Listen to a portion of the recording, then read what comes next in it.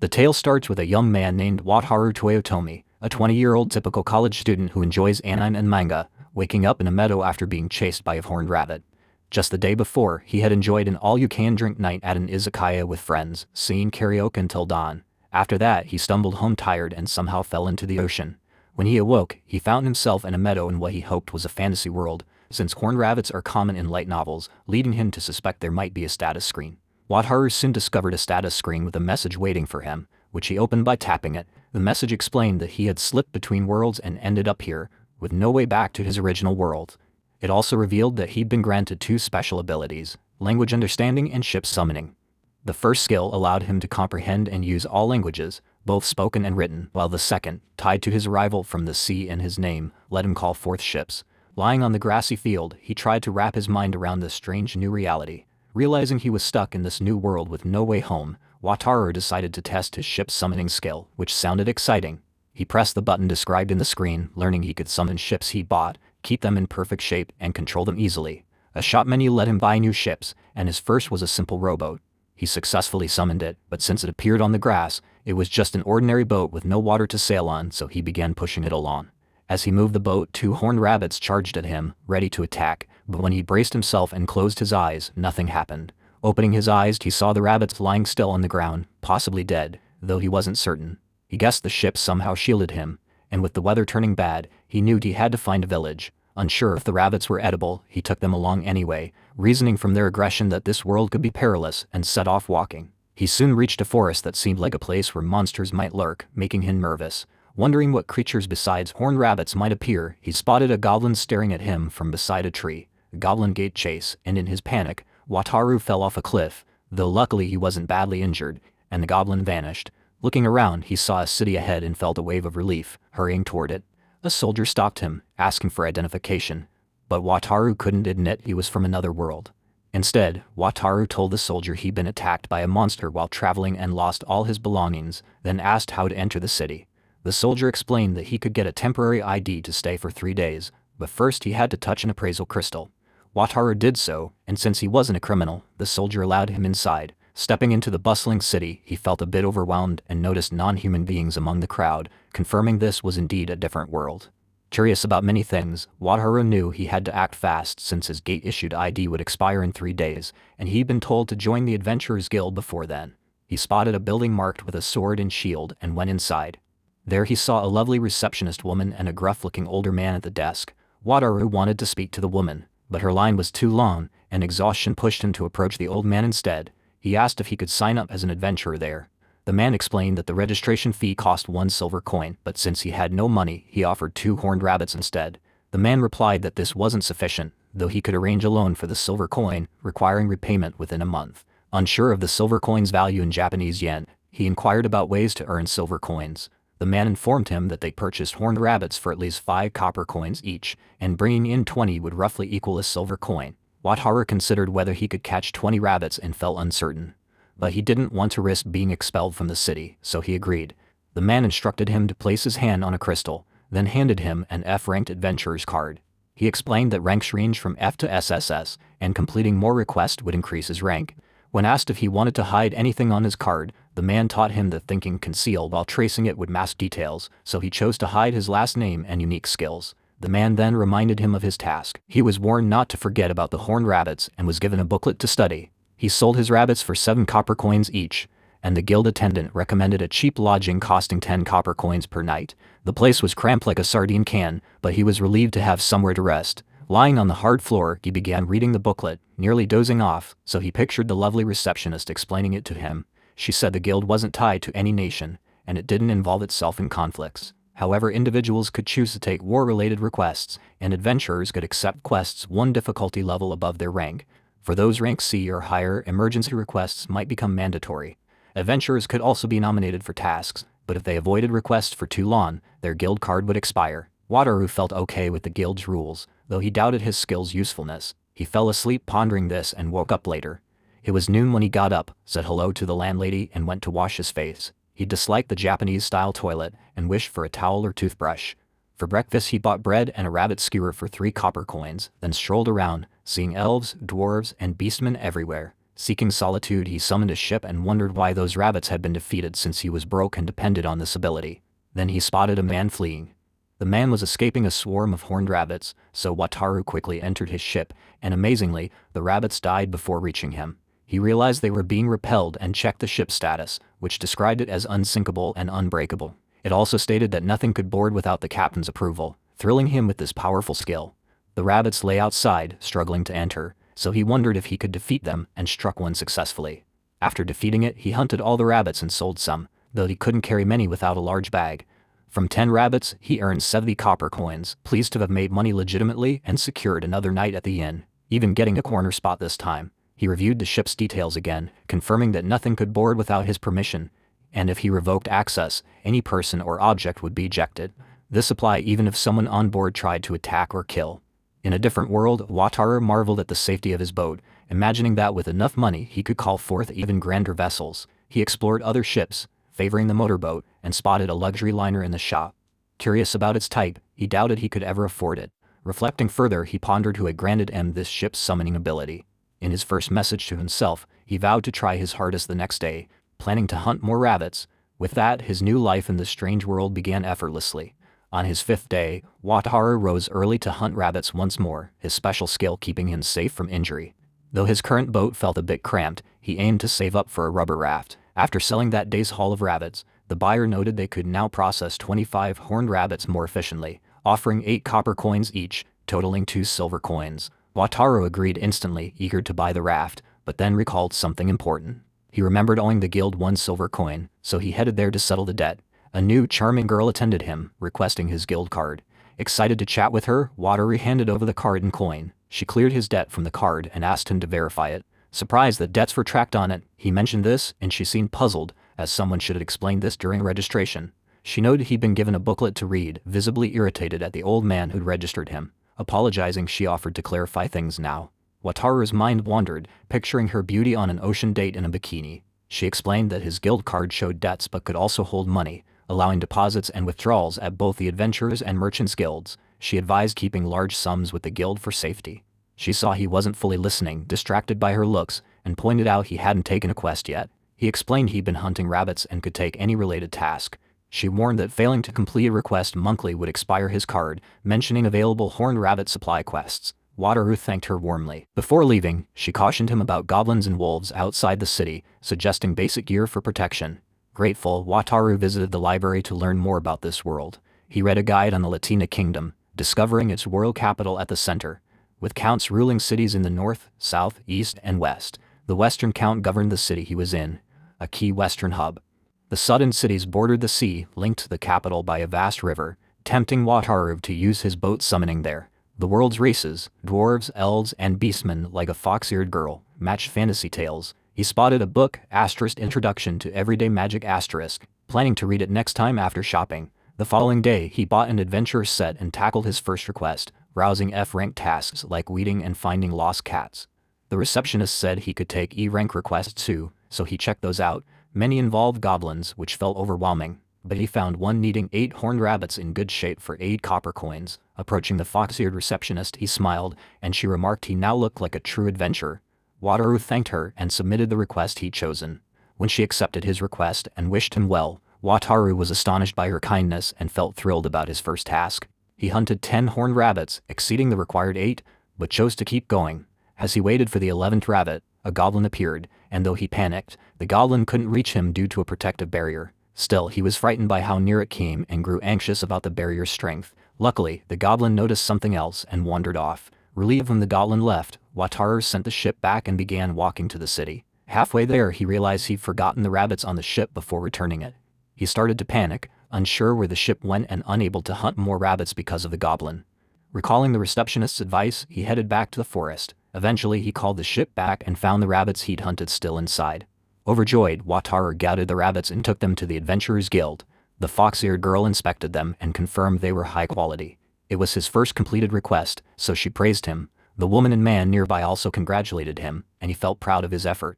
He learned that horned rabbits fetched a good price, and when he returned to the ship, his belongings remained safe. From then on, he wouldn't need to carry much, and he suspected the ship had more uses to explore in the days ahead.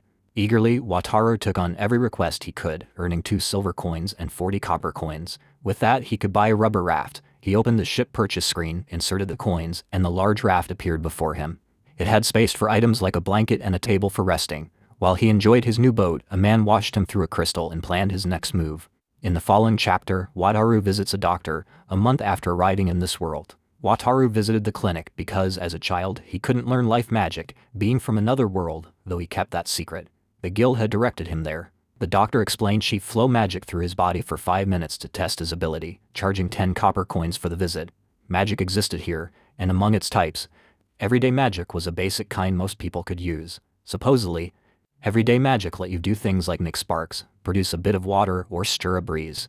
His status card showed he had magical power, so he should be capable of it. The doctor sent magic into him by holding his hand and asked if he felt it moving through him. Holding hands with the pretty doctor excited him, making him nervous. He sensed a warm energy spreading from her hand into his body and told her he felt a hint of magic within it. When the doctor asked if he had some magical power, Wataru said his magic stat was 18 and wondered if that was enough for life magic. She assured him it was sufficient, and the next step was to concentrate magic at his fingertips. He tried focusing but wasn't sure how, so she guided him from behind. She had him trace a circle, and a flame sparked from his finger. The doctor said it was a promising start. Grateful, Wataru thanked her. She suggested visiting the nearby church, saying prayer might help him improve faster. Outside, he gazed at the church, curious about this world's god, and recalling the person who gave him his skills at the start. He decided to pray later since work was pressing. At the Adventurers Guild, he checked the request board and saw 5 new tasks for delivering horned rabbits. All the rabbits he encountered had 8 to 10 horns, so he figured he could finish about 2 requests and still have time to spare. He took the 2 rabbits with him and approached the receptionist woman. He told her that more people seemed to be asking for horned rabbits lately. She explained that restaurants were buying them more often because he always delivered such high-quality horned rabbits. While they chatted, another woman nearby was speaking to a man, asking if she could get some horned rabbits today. The man replied that he had just made a request, but other restaurants were also competing for the best rabbits. He wanted to sell his famous roasted horned rabbits, which he took great pride in. This caught Wataru's attention, and he asked the man if he was a cook. The man said he'd been supplying horned rabbits to the guild recently and offered to hunt some for them if they wanted. They were thrilled by the offer, and Wataru requested something in return before heading to the forest to hunt. He was determined to put in his best effort to catch the rabbits. Since so many people were after horned rabbits, he called up his ship, which now had a gazebo on it. Not long ago, he'd asked a carpenter to add the gazebo so he could hunt while resting comfortably. All he needed now was a stove and some tea to make it perfect. That day he caught 55 horned rabbits, setting a new personal record. This allowed him to complete all 5 requests, earning him 5 silver coins and 36 copper coins. After finishing, he visited the man and woman who were preparing roasted rabbits. The woman was waiting and thanked him for his help. She invited him to sit down as she got things ready. Wataru, who had never eaten at a restaurant since arriving in this world, was excited for a tasty meal. He glanced around and saw people who looked like adventurers. The waiter brought his food, and it looked incredibly appetizing with crispy skin and a tempting herb aroma. As he'd hoped, the flavor was fantastic. The cook asked for his opinion, and he said it was delicious, amazed at how the horned rabbits he'd hunted turned into such a dish. They were pleased he enjoyed it, and the woman said it was thanks to their prayers at the church the day before. This made him curious if everyone visited there. The next day, the receptionist girl pointed out that he'd been taking requests daily and recommended he rest sometimes, maybe by visiting the church to pray. She mentioned that the city's churches were stunning and popular with tourists. The more people urged him to go, the odder he found their insistence. He began to suspect some strange force was at play and felt a bit uneasy, like something was summoning him. Still, he wanted to give thanks for his abilities, so he decided to visit. Inside the church, the air felt different from the outside, and he saw a large statue of a divine, powerful-looking man. He knelt like the others and prayed, thanking the figure for his skills and guidance. Then he heard a voice say, "You're welcome." When he opened his eyes, he was no longer in the church, and someone was speaking to him. This person told him about the incredible skill he'd been given, saying denial to Bor could even block a dragon's breath. They added that stepping on a magic circle while summoning would let him walk on water. Then they asked why he wasn't out adventuring. They insisted it was time he showed himself. Wataru was stunned, unable to grasp where he was, who this was, or what they meant. The boy on the throne declared this was the god's world. Wataru asked if he was a god, and the boy confirmed it, saying he was the world's creator. Wataru couldn't believe this boy was a god. The boy explained that bringing him here wasn't easy, so he must be a devoted believer. Wataru, still baffled, just thanked him again for the skills. The god then asked if he knew why he'd been brought to the god world. When Wataru asked why, the god said it was because his actions were dull. He'd been watching him through a crystal all along, but Wataru only hunted horned rabbits. Even the other gods were tired of it, especially since he came from another world. Many gods were excited about the arrival of otherworlders because they often acted in surprising ways, but when it came to Wataru, his actions were dull and disappointing, leaving them uninterested. He noted that the god of pleasure felt sick from how tedious Wataru's behavior was. Wataru couldn't believe he'd ended up in a place where even gods were mocking him. The god went on to explain that when they granted powerful abilities to otherworlders, those people usually turned into bold heroes, villains, or rulers who acted freely. But with Wataru, they had only given him a weak skill. Wataru didn't think it was smart to tell anyone who he really was, though the god clarified he didn't expect him to share that. Most otherworlders, the god said, use their abilities frequently to slowly shake the world around them, which was what the gods hoped for. Instead, Wataru was just chasing horned rabbits for a single silver coin. The god pointed out that if Wataru got the luxury liner, he could enjoy meals from his own world. Curious, Wataru asked if that included rice, and the god assured him he could access shops from his homeworld on a liner. The luxury liner had excellent restaurants, plus movies and DVDs to enjoy, which amazed Wataru with the thought of living a decently modern life. The god explained that things like TV or internet weren't available, but the special skills he'd given Wataru were still impressive. Inspired, Wataru promised to try his hardest, and after the god wished him well, he was sent back to the other world with a new, ambitious purpose. In the next moment, Wataru stood gazing at the luxury liner, dreaming of owning it. Buying the ship wasn't easy since it cost 500 platinum coins, equal to 500 billion yen in Japan, a huge amount of cash. To afford it, he'd need to work as an adventurer, a tough laborer, or a trader, or find some other way to earn big. Luckily, his ship's summoning skill was a huge advantage. The god had taught him that when he used a magic circle to call forth a ship, he'd appear exactly where he wanted on board. While the ships were being formed, time froze for everything inside, and getting a new ship would boost his summoning skill level. As he improved his summoning ability, Wataru made his ship unique in this world, likely perfect for trading. Either way, he wanted to sail it to the southern coastal city, so he started planning a route. At the Adventurers Guild, he asked the receptionist girl for help. She told him she knew the rough direction, but warned that going to the southern city meant he couldn't keep delivering horned rabbits, which seemed to bother her. Wataru felt guilty for letting her down. Though he'd upset her, the receptionist quickly cheered up and explained that to reach the southern city, he should first travel to the royal capital. From there, people usually went south by road or took a boat down the river. There was also a river connecting the western city to the royal capital and flowing to the southern city, but it wasn't well kept. Any route would take about 10 days and could be risky, so she suggested he find people to keep watch at night. Wataru hadn't considered a team before and worried it'd be lonely without one. He thanked her, quietly admiring how nice she was, though he was too shy to ask her name since she was so pretty. As he turned to leave, he daydreamed about her asking him out, but knew it wouldn't happen. Just then, someone tapped his shoulder and spoke his name. Turning around, he saw two rough-looking men who told him to follow them. He tried to say no, fearing they'd harm him, but they insisted it'd be quick. To his surprise, the men took him to a restaurant and asked to team up for hunting horned rabbits, pleading with him since Wataru was puzzled. They explained they were adventurers needing cash for new gear and had noticed he earned well. They added that if he refused, they'd back off. Relieved they weren't dangerous, Wataru agreed to join them, saying there were too many rabbits for him alone anyway. The man who spoke introduced himself, easing Wataru's nerves. Aldo, whose name was indeed Aldo, offered to cover the cost of his meal as he shared tips on hunting horned rabbits. He joined them at the table, eating and chatting endlessly. He revealed he'd soon embark on a journey and suggested that traveling with a group like theirs was wiser. Aldo nodded in agreement, adding that if he stayed solo, he might consider being a merchant's bodyguard. He explained that sole adventurers below D rank don't earn much, but it'd still beat wandering alone, an idea that appealed to Wataru. Aldo pointed out that if he couldn't handle something as basic as a goblin, he'd struggle as an escort. The following day, he began gearing up for his trip, earning cash by hunting horned rabbits. He practiced with bows and spears at the guild, gradually stocking his raft with supplies. Today, he teamed up with Aldo to take on some goblins. Aldo promised to let him face one goblin alone. As they trekked through the forest, Wataru felt jittery. They first stumbled upon a slime, which Aldo described as nature's cleanup crew, breaking down dead monster bodies. He wondered if he could touch the slime, and Aldo cautioned him to only brush it lightly, or it might trap him. The slime felt soft and wobbly, leaving Wataru fascinated and eager to keep it. Aldo told him to relax and asked if he had a tamer skill, since without it, bringing a slime into the city wasn't allowed. He apologized for getting carried away, and they pressed on. Soon, goblins charged at them. Together, they fought, and Aldo saved one goblin for Wataru to tackle. Wataru swung his ding-dong, striking the goblin's throat and bringing it down, his first victory. All that remained was to gather the goblin's magic stones, heart, and right ear. Wataru felt queasy around the creatures and barely heard all those words, convinced adventuring wasn't for him. They returned to the city and toasted his first goblin kill. Aldo asked about his departure plans, and he said he'd leave in a week. Aldo offered to see him off, grateful for his help boosting their horned rabbit hunting rewards. Thanks to his lessons on hunting horned rabbits, their earnings had tripled. Wataru left the restaurant and headed to the Adventurers Guild to bid farewell and thank the fox-eared girl. He pictured her crying and pleading for him to stay, though he knew that was a fantasy. Inside, her line was packed, but an old man sat nearby waving him over. The old man had heard about his journey and said his influence had spurred more adventurers to hunt horned rabbits, boosting the guild's activity.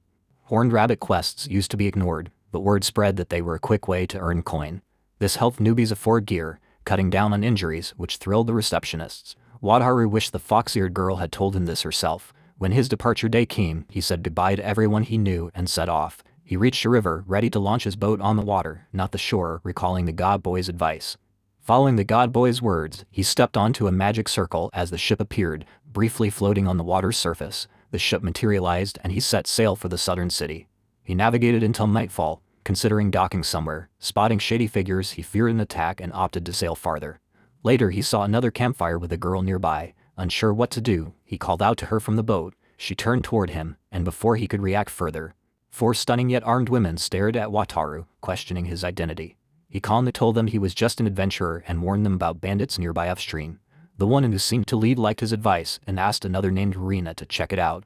Wataru wanted to leave too, but she insisted he stay until they finished. He tried to tell her about the dangerous men close by and his need to escape, but she suspected he might be setting them up with those enemies. Wataru gave up arguing and stayed quiet. The women were all incredibly gorgeous, and their gear looked like it belonged to adventurers. Such lovely groups usually only existed in tales, and he pictured joining them. He nearly slipped back into his daydreams, but held back to avoid trouble. Rina returned and verified his warning, so the leader apologized for doubting him and thanked him. Wataru brushed it off, assuring her she'd handle things fine even without his help. The leader was caught off guard since his tip proved valuable. She mentioned a bounty on those bandits they'd claim soon. Before leaving, she offered to reward him if they crossed paths again. Wataru didn't push to bond more with them, preferring to stay low-key, so he let it go. Days later, he reached the southern city, spotting many Wataru boats. He noticed a self-moving boat and wondered about its mechanics. He pondered if magic powered the boat he saw. Having saved plenty of cash, he thought a motorboat would be handy. He chose to dock the ship somewhere and travel to the city on foot. Strolling through, he loved the city's vibe. While buying fish, he asked the vendor about the commercial guild's location, who pointed toward the harbor. The man asked if he was a trader, and Wataru shared he might start a business, considering a switch to merchant life to afford a luxury cruise ship. At the commercial guild, Wataru saw many sharp-dressed folks. A fox-eared girl welcomed him and asked his purpose. Trying to hide his thrill about her, he said he had several questions and hoped that was fine. She assured him it was okay, and he felt charmed by her. He first asked if he could join the commercial guild despite being in the Adventurers Guild, and she confirmed it was allowed, starting at the lowest F rank. The F rank meant registering as a peddler for 5 silver coins yearly. He told her he might get a ship and asked about jobs. She explained it depended on the ship type. He described it as a small magic ship, though he admitted securing one wasn't simple. When she praised his connections, he stayed silent since his link was a god. She began detailing how magic ships worked and their common tasks. Most jobs involved ferrying people to places like the royal capital. Other opportunities relied on the magic ship's skills. If he could take adventurers to the southeastern island, the pay would be great due to its rare herbs and tough monsters. Valuable items were there, but shallow waters, rocks, and no clear path meant only small boats could go. Plus, a strong current limited it to just 4 ships currently, so he asked about the earnings if he made it there. The pay was 20 silver coins per passenger daily, so 5 people would net 50 silver in a day. The receptionist noted it hinged on the island's material values. Wataru decided to join the commercial guild. She asked if he considered mooring space for the ship, offering 1 for 1 silver monthly, totaling 6 silver with the fee. She'd combine it with his Adventure Guild card, so she asked for it. Wataru handed it over for the merging process. The moving space was finalized as number 115, and he introduced himself as Wataru. Expressing gratitude to her, she replied that her name was Camille and shared her excitement about collaborating with him. As Wataru departed, he felt pleased about introducing himself since it allowed him to discover her name. Upon reaching the Gull's Inn, he pondered if there were any vacant rooms. He entered and secured a room with a single bed, enjoying a view of the sea. The cost was 50 copper per night, including breakfast and hot water for bathing. He considered it a decent arrangement despite the price. Wataru found the expense a bit high, but it met his needs well enough. He planned to purchase a motorboat the following day and explore the Southeast Islands soon after. He located a suitable motorboat, though he felt uneasy because it wasn't Wataru. Still, he took a risk and bought it. His ship's summoning skill improved, unlocking new features. The boat seemed unique compared to others he'd encountered, but he worried its distinctiveness might reveal he was from another world. Thankfully, a new ship disguise ability emerged to help. With the ship disguise skill, Wataru could alter how the boat looked, mimicking water-red textures without affecting its function. He found it incredible to own a fully Wataru-looking vessel. Strangely, he also instinctively knew how to navigate it, which felt like an unfair advantage. He understood the route to the southeast island, estimating an 8-hour trip or a full day with breaks. The journey flew by, and he arrived in under 5 hours. Soon, a man in another boat approached him. The man remarked that he didn't recognize Wataru and introduced himself as Gido after Wataru shared his name. Wataru explained he'd recently acquired a ship and learned about the island from the commercial guild. Gido welcomed him, noting that more ships would help since he was swamped with requests. Wataru expressed enthusiasm about working together and inquired if there were specific tasks or details he should know. Gido seemed glad to have the assistance. Guido explained that adventurers typically stayed on the island for days once they arrived. However, he added that serious injuries might force them back to the city earlier. He emphasized the need to remain on the island consistently. Wataru accepted this and hurried off to buy supplies for his boat and activities on the island. Now safely on the South Island, he referred to as Wataru here, purchased clothing, tableware, an iron pot, and more, perhaps overly so. He believed these investments could soon earn him enough for another ship. Before long, a hooded man with a knife, his face hidden, approached Wataru, now called Wataru, and attempted to poke him but failed. Shocked, Wataru demanded to know the man's intentions. The attacker asked if the boat was his, making Wataru fear was the target. He tried to flee, but someone grabbed him from behind and concealed him. The hooded man lost track of him. It was Camille who had intervened, saving Wataru's life. She checked if he was alright and pointed out they were near the guild's back door. Wataru recounted to Camille that he'd just returned from the southeast island and was shopping when the man attacked. She asked if he'd reached the island, then warned that, as she'd hinted before, a ship capable of that trip was highly prized and made him a target. Wataru wondered what to do, asking if he should flee to another town and if Gido was trustworthy. Camille revealed that some guild workers used guards or Slavs for protection. Wataru felt deeply troubled by this news. In that world, slavery existed, but he believed Slavs were too costly. Suddenly, the guild master stormed in, announced he'd heard their tale, and assured them he'd handle it.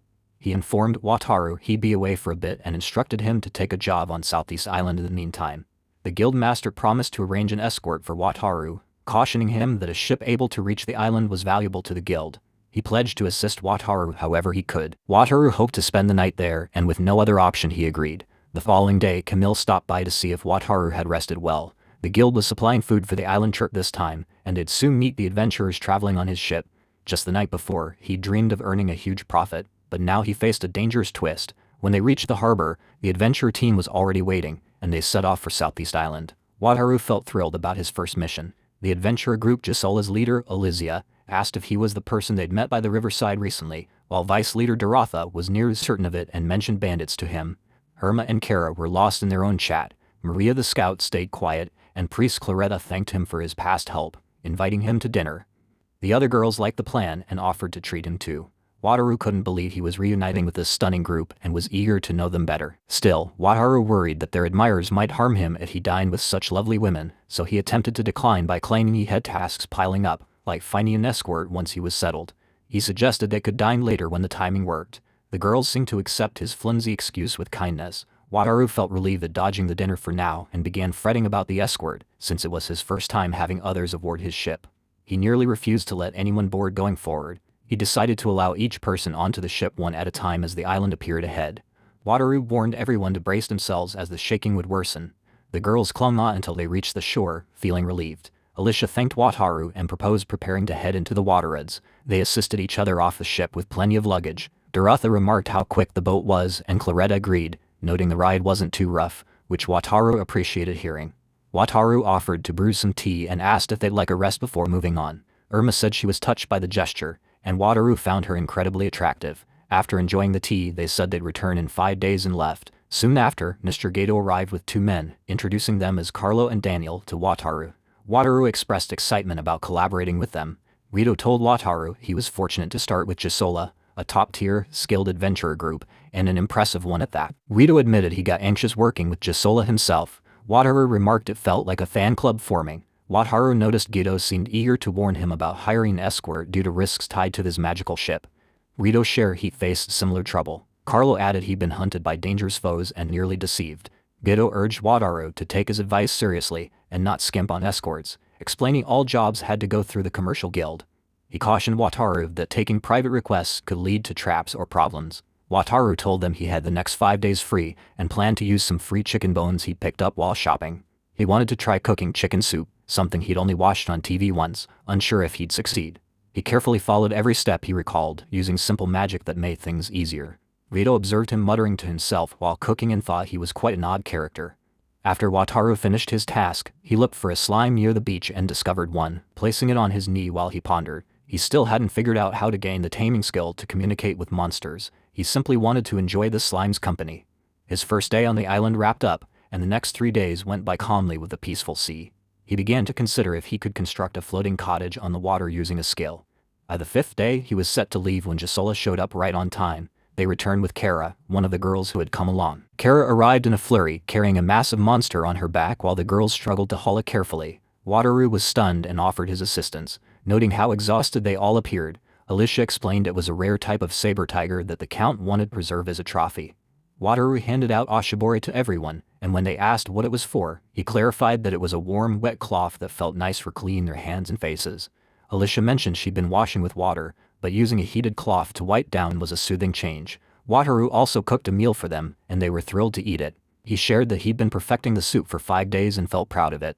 They thought it tasted amazing, and Claretta remarked that despite its vegetable ingredients, she could taste chicken flavor. She asked Wataru for the recipe, and he said it'd take some time to explain since he'd made it to occupy himself. Everyone thanked Wataru happily, and he was pleased with their compliments. Later they headed back to the city, where a little boy spotted them upon arrival. The boy was thrilled to see them with the saber tiger, and a crowd quickly gathered, buzzing with excitement and questions about where and how they'd gotten it. Wataru had hoped to stay unnoticed, but their grand entrance into the port was far too eye-catching. His first job as a merchant ended successfully. The next part begins with a man named Zabo introducing himself to Wataru, revealing that Wataru's magic ship had gained attention. Zabo, a fellow merchant, shared his interest in Wataru's work. Zabo had heard about Wataru's impressive magic ship and asked if he'd consider an exclusive deal with him. Wataru declined, explaining that he only took jobs through the guild, and told Zabo to go. Soon, others visited Wataru's inn, offering work and trying to convince him to partner up. After Zabo, a man from a trading company approached, followed by a woman who promised twice the guild's pay, but Wataru rejected them too. Now with 2 escorts, Wataru asked them how long the offers would keep coming. Dino, one of the escorts, responded. Dino told Wataru that his fame from the saber tiger made him a target, so the attention would persist for a while. Enro, the other escort, added that merchants wouldn't back off easily. Wataru regretted the saber tiger incident, realizing only his ship could transport such a large creature off the island. Merchants kept showing up at his inn, but with the escort's help, he managed to slip away. Still, the island felt safer and more profitable. He was eager to start working again. Wataru visited a place and met a man, mentioning that Camille from the guild had sent him there. He asked the man, who introduced himself as Danino, the building's master, what Wataru needed. After introducing himself, Wataru said he wanted a large, sturdy raft and asked if Danino could build one. He specified that he'd like it to be taken apart for transport and reassembled later at his destination. Holding a paper, he showed it to Danino and explained the size he had in mind. Wataru wanted a large item, and Danino agreed to craft it for 70 silver pieces, also making a Wataru tub as Wataru requested. Though the price seemed high to Wataru, Camille's introduction reassured him he wasn't being overcharged. 3 days later, Danino had everything ready and explained to Wataru that the raft could be put together by matching the numbers. Wataru expressed his gratitude and wondered if he could manage to pull the heavy-looking raft. At that moment, the girls from Gisola entered Danino's place, and Wataru shared that he was happy to collaborate with the Gisola group again.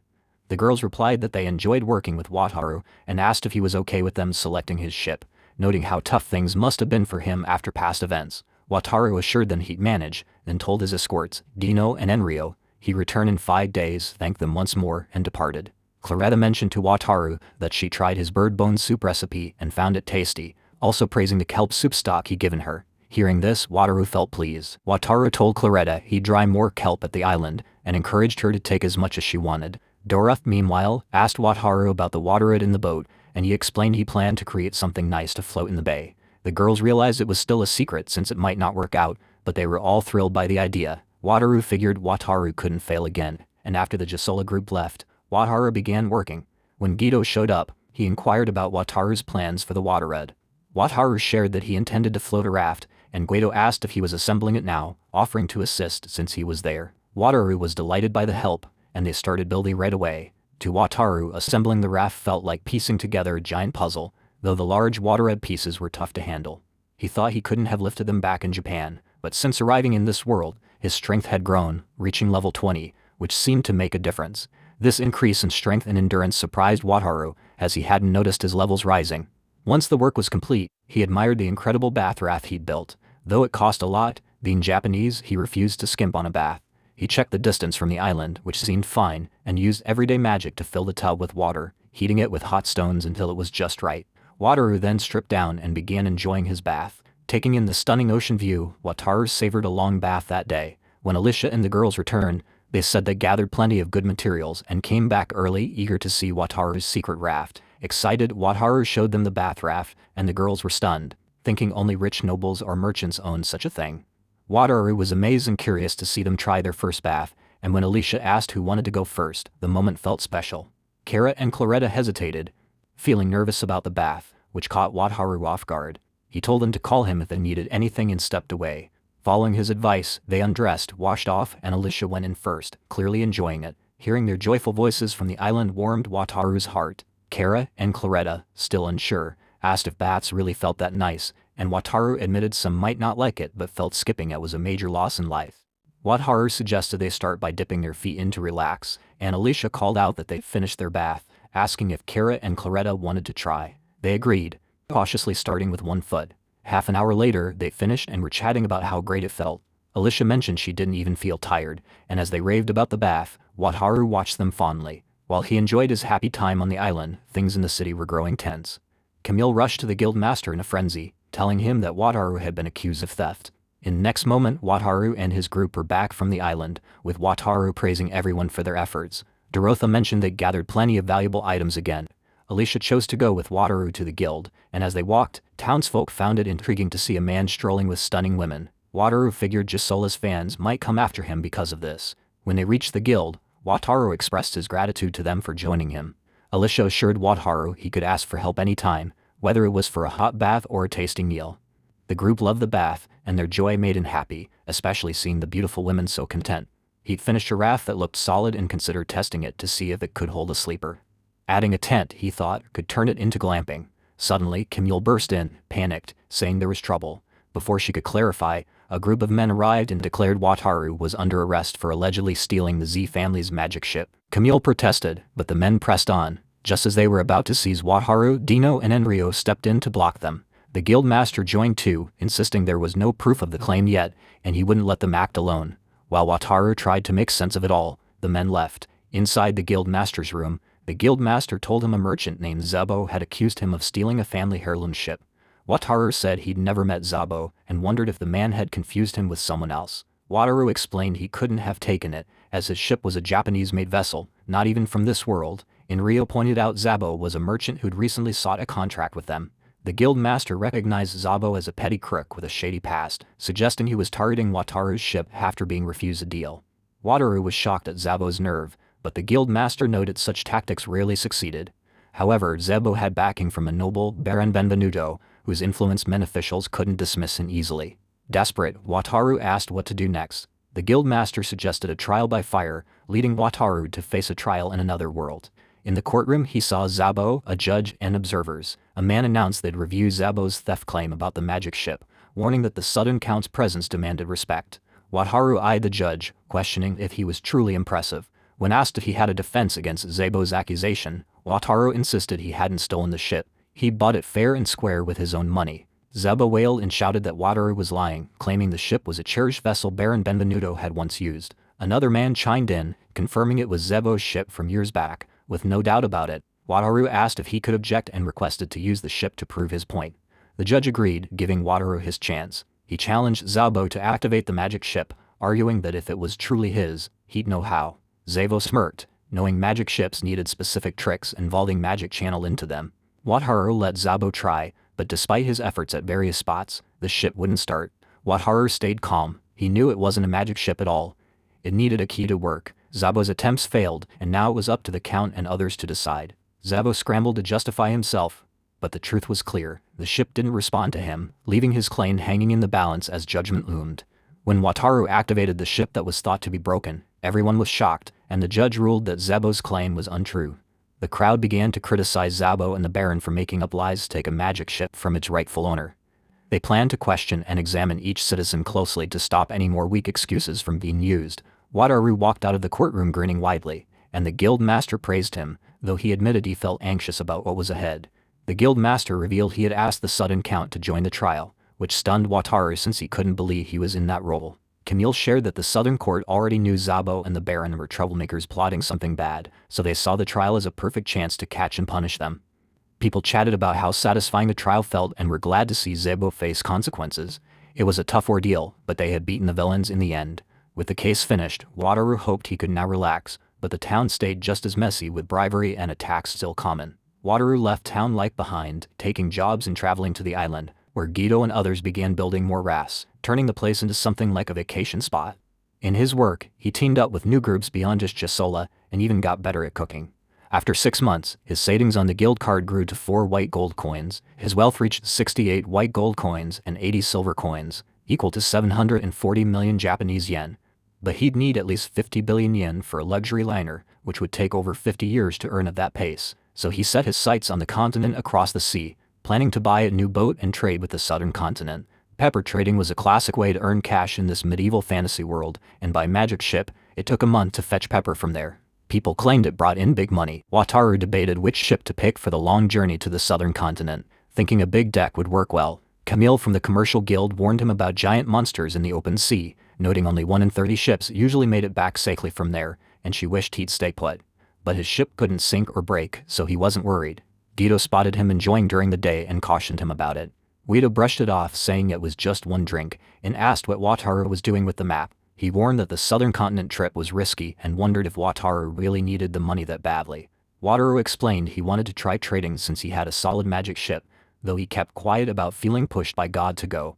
Guido had heard the southern continent was a dangerous spot. Since it wasn't safe, Guido suggested Wataru get escorts, but Wataru doubted Dino and Enrio would want to tag along that far. Guido proposed buying Slavs instead, as they wouldn't turn on him and some were pretty skilled, which Wataru hadn't considered before, though it seemed common in this world.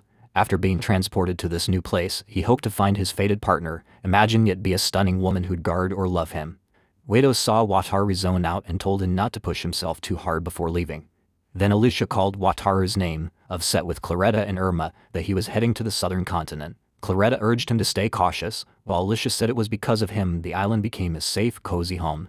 Irma chimed in, agreeing, and said they got him a small gift, a little slime they'd found in the waterheads, to show their thanks. Wataru felt thrilled and full of joy to have the slime, and his entire attitude shifted because of it, which made them happy to see him enjoy it so much. The slime was cute, and with his taming ability, he might be able to take it along on his journeys. When he mentioned he had some dried meat for it, the slime spoke up, saying it tasted great. Wataru, surprised, turned to Alicia and said the slime had talked, but she insisted slimes don't speak. He was certain it did, and Claretta suggested it might be due to his taming skill. Wataru looked at his skills, confirmed it was real, and beamed with delight. He began to dance with excitement since he could take the slime back to town. Irma pointed out that bringing it home would require signing a contract with it. She told him he'd need to create a magic circle, and if they got the slime inside it, they could proceed further. Wataru asked the slime if it would agree to form a contract and travel with him, instructing it to enter the circle if it was willing. He felt anxious because if it didn't step in, he'd have to return it to the forest the next day. After watching the slime for a bit, it finally spoke and said it would join him. Everyone cheered for Wataru as he sealed the deal with his charming little slime. Forming the contract felt like confessing his emotions to someone, and he couldn't believe there was a touch of romance in something like this. It hit him again how unique this other world was. Then Camille recorded his holy slime, named Rima, as his companion because it was an unusual kind.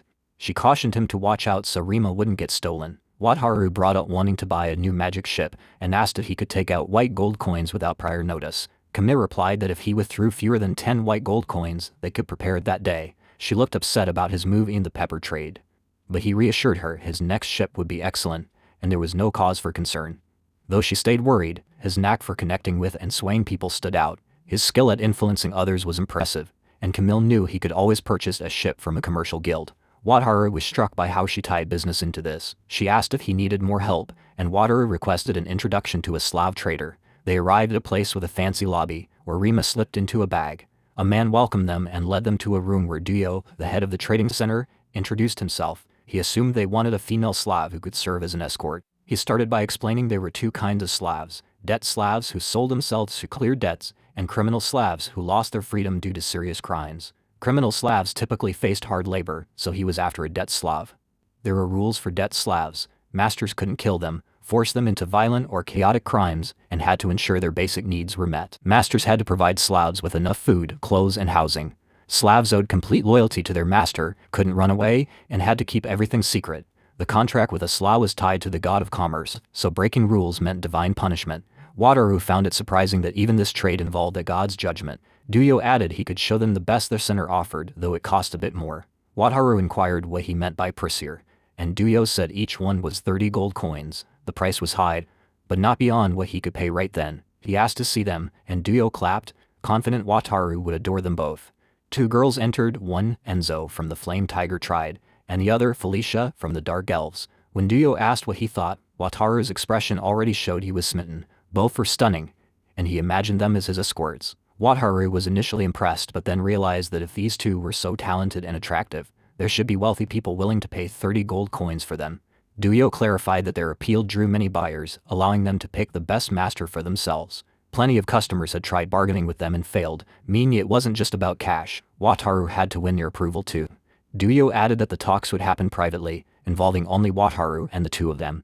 Duyo then asked if Wataru wanted to take on this task, and since Wataru had little to risk, he said yes. The room was shielded by a barrier from the god of commerce, keeping all discussions confidential. Typically, they'd share their statuses, flaunt their wealth, or highlight their abilities to impress each other. As they sat face to face, Wataru wondered how to win them over and if revealing his secrets was safe. He considered mentioning he was from another world but figured they'd see him as strange. Wataru chose to start with introductions, politely asking for their names and statuses. Enzo was a 19-year-old Slav with a wide range of skills, while Felicia, a 62-year-old dark elf, had strong abilities too. Enzo explained she was an advanced user, and Felicia's barrier magic was quite useful. When Wataru inquired how they became Slavs, Enzo said she had gambling debts, and Felicia had sold herself to save her people after their village was raided by Denium hunters. Enzo used to be a B-rank adventurer. As an adventurer, Enzo could usually settle her debts, but an injury in the Labyrinth City made her miss payments. Her debts piled up, so she sold herself into slavery, though she refused to give up gambling. She wanted a kind, open-minded master who'd give her great food and exciting adventures. She was tough and beautiful, but Wataru felt uneasy about relying on her with his life. Felicia shared that she was the chief's daughter from a dark elf village in the forest. A human supremacist nation's Denium hunting squad had attacked her people, enslaving dark elves and selling them off. Their beauty made them valuable, fetching high prices. Wataru was shocked a country could justify human supremacy. Felicia noted this land was mostly fair with little bias, but its size left small forest villages unprotected. Since her village couldn't be saved, Felicia asked Wataru to help her find a safe place for dark elves to live peacefully. In exchange, she'd give him her full loyalty. Wataru paused to think, knowing it was a big task, but figured he might find an empty island in the open sea for them. For Enzo, a luxury liner could catch her interest. This seemed almost too perfect. Wataru wondered if the god of creation had a hand in this setup. His delay made Felicia think he'd say no, but he assured them he could fulfill both requests. To prove it, he revealed his unique skill, summoning his ship. They were amazed to see it, and when Enzo tried to board, the barrier stopped her. Wataru explained his skill created an unsinkable, indestructible ship that no one could invade, inviting them to test it themselves. Enz unleashed her abilities on the boat, yet it showed no signs of damage. Wataru shared that he intended to purchase a bigger vessel with similar durability soon, aiming to sail to the southern continent for trading. During his business ventures, he suggested they could scout for empty islands where settlers might live. At Enz's urging, he agreed to move Felicia's people too. He proudly displayed the luxury liner he planned to acquire, pointing out its spacious design. This ship boasted an array of food, drinks, clothing, and even a casino for Enz to relish. Wataru revealed the vessel's price tag of 500 platinum coins, which sounded steep. Wataru, bowing to the girls, claimed his boat was unbreakable and unsinkable, though he admitted his own frailty and pleaded for their protection, asking them to serve him. After a brief glance at each other, the girls consented to be his aides. Wataru thanked them heartily and told Rumi they'd have company. Ines pointed out she'd overlooked a key term in their agreement, urging Wataru to look after her well. Holding hands while saying this strained Wataru's nerves, while Felicia panicked over her village's fate for weeks. Ines and Felicia trained to safeguard someone in a city as Wataru readied for the trip. Once at sea, Wataru showcased the ship he'd soon own, impressing them. Their amazement grew further. When he called forth the new ship, cruiser, he introduced it to the girls. Felicia inquired if that was its name. prompting him to ponder a title. He considered something grand like Tueo Maru, then settled on Speedo, a more fantastical choice. Speedo set off toward the southern continent. In the next tale, Wataru cloaked the ship to fit that realm better, astonishing Camille. Camille remarked on the ship's oddity, a kind she'd never encountered, wondering about its origins. Wataru quietly asked Ans if magical ships were dug up, and she assured him it was a novel concept. He'd heard magical ships held many mysteries, and dodged questions by asking if the textiles he'd ordered with 1 platinum coin were done. They crafted 80 yards of silk, which could fetch a hefty sum. In the southern continent, Camille noted their money worked there, though politics might shift things. Still, she believed Wataru could buy pepper there. He appreciated her aid, and she was eager to assist any time, especially since he'd sell the pepper at the commercial guild. Wataru vowed to try hard, spotting Enryo and Dyna waiting them off with wishes for a safe journey. Wataru expressed gratitude as their month-long sea voyage kicked off after getting the cruiser. His summoning skill rose to level 3, granting his ship's autopilot when afloat, guiding them to past destinations. The ship sailed even as he slept, making cross-continental trips simple, though he had to reach the place first himself. With birds and dolphins alongside, he pressed on with the girls. On deck, the girls chatted and relaxed, later bringing Wataru tea. Sipping it, he politely asked their thoughts on the ship, and they told him to ease up on formality. Adjusting to them was tough, but he persisted, asking if they were puzzled by the ship's gadgets. They didn't grasp how much was built but knew how to operate it, which sufficed. Wataru was amazed by things like the shower and microwave oven, which didn't rely on magic and puzzled him completely. He let slip that the ship came from a world with no magic, leaving Felicia and Ins a bit baffled. Trying to shift focus, he asked if they checked out the bedrooms. They liked the beds, and he pointed out there were 3, so each could have their own. Confused, they wondered why they wouldn't all sleep together since they were used to that idea. Being his bodyguards, Felicia and Ins figured they'd need to guard Wataru even while sleeping. He couldn't believe he might share a bed with them and got lost in exciting thoughts. The idea of sleeping together thrilled him, so he agreed for safety's sake. Suddenly energized, he spotted bubbles in the water. They guessed it might be gas or a creature's breath. And they were correct. A huge sea serpent lunged at them, only to crash into the ship's barrier. Though the barrier kept them safe from the sea serpent's attacks, they decided to fight back. Ins, new to battling such beasts, wanted to try. Felicia passed her a wand and gave Wataru an arrow, instructing him to strike first. They planned to level up by defeating it together. Wataru also wanted Rima to join in since he was only level 1 and could benefit from the experience. Wataru focused hard and landed his shot on the monster, a small but successful hit that leveled him up. They let Rima toss one of his snack nuts at it too. Then Ins unleashed her most powerful magic, with Felicia joining in. Together, they took down the serpent in one big attack, boosting everyone's levels. Wataru hit 25, Rima reached 32, Ins got to 7, and Felicia rose to 5. Felicia noted how leveling up worked. She explained that higher levels strengthen the body and might extend life, mentioning a level 700 hero who lived 1,000 years. When Wataru admitted he didn't know this, the girls exchanged looks and asked if he came from another world. Stunned at first, he eventually asked how they guessed. Surprised too, Ins pointed out he wasn't great at concealing it, given his lack of basic knowledge. Ins added that his unfamiliarity, plus his ability to run the strange ship from a magicless world, gave him away. Wataru saw no use in denying it but asked them to keep it secret from others. After assuring him he could confide in them, Ins kissed him. Their sea trip went mostly well, and on day 25, they spotted the southern continent, arriving in just 25 days. That was 5 days faster than expected, so they aimed for the shore to find people. Ins warned that they didn't know the local language. Wataru panicked, having only known one country, but Felicia asked about his original world's language. He recalled his special skill, language comprehension, solving the issue. They landed and Felicia cast a protective barrier on him against any single attack. The area felt like a quaint village, not ideal for trade, so Wataru suggested asking someone about a nearby city. He greeted the first villager they met, hoping to ask questions. 5 minutes later, they were in a house, stared at like oddities by a crowd. They'd met the village chief, Glow, who welcomed them. Wataru shared that they'd arrived at the continent. When trading on the southern continent, he courteously requested assistance from locals to locate a major port city.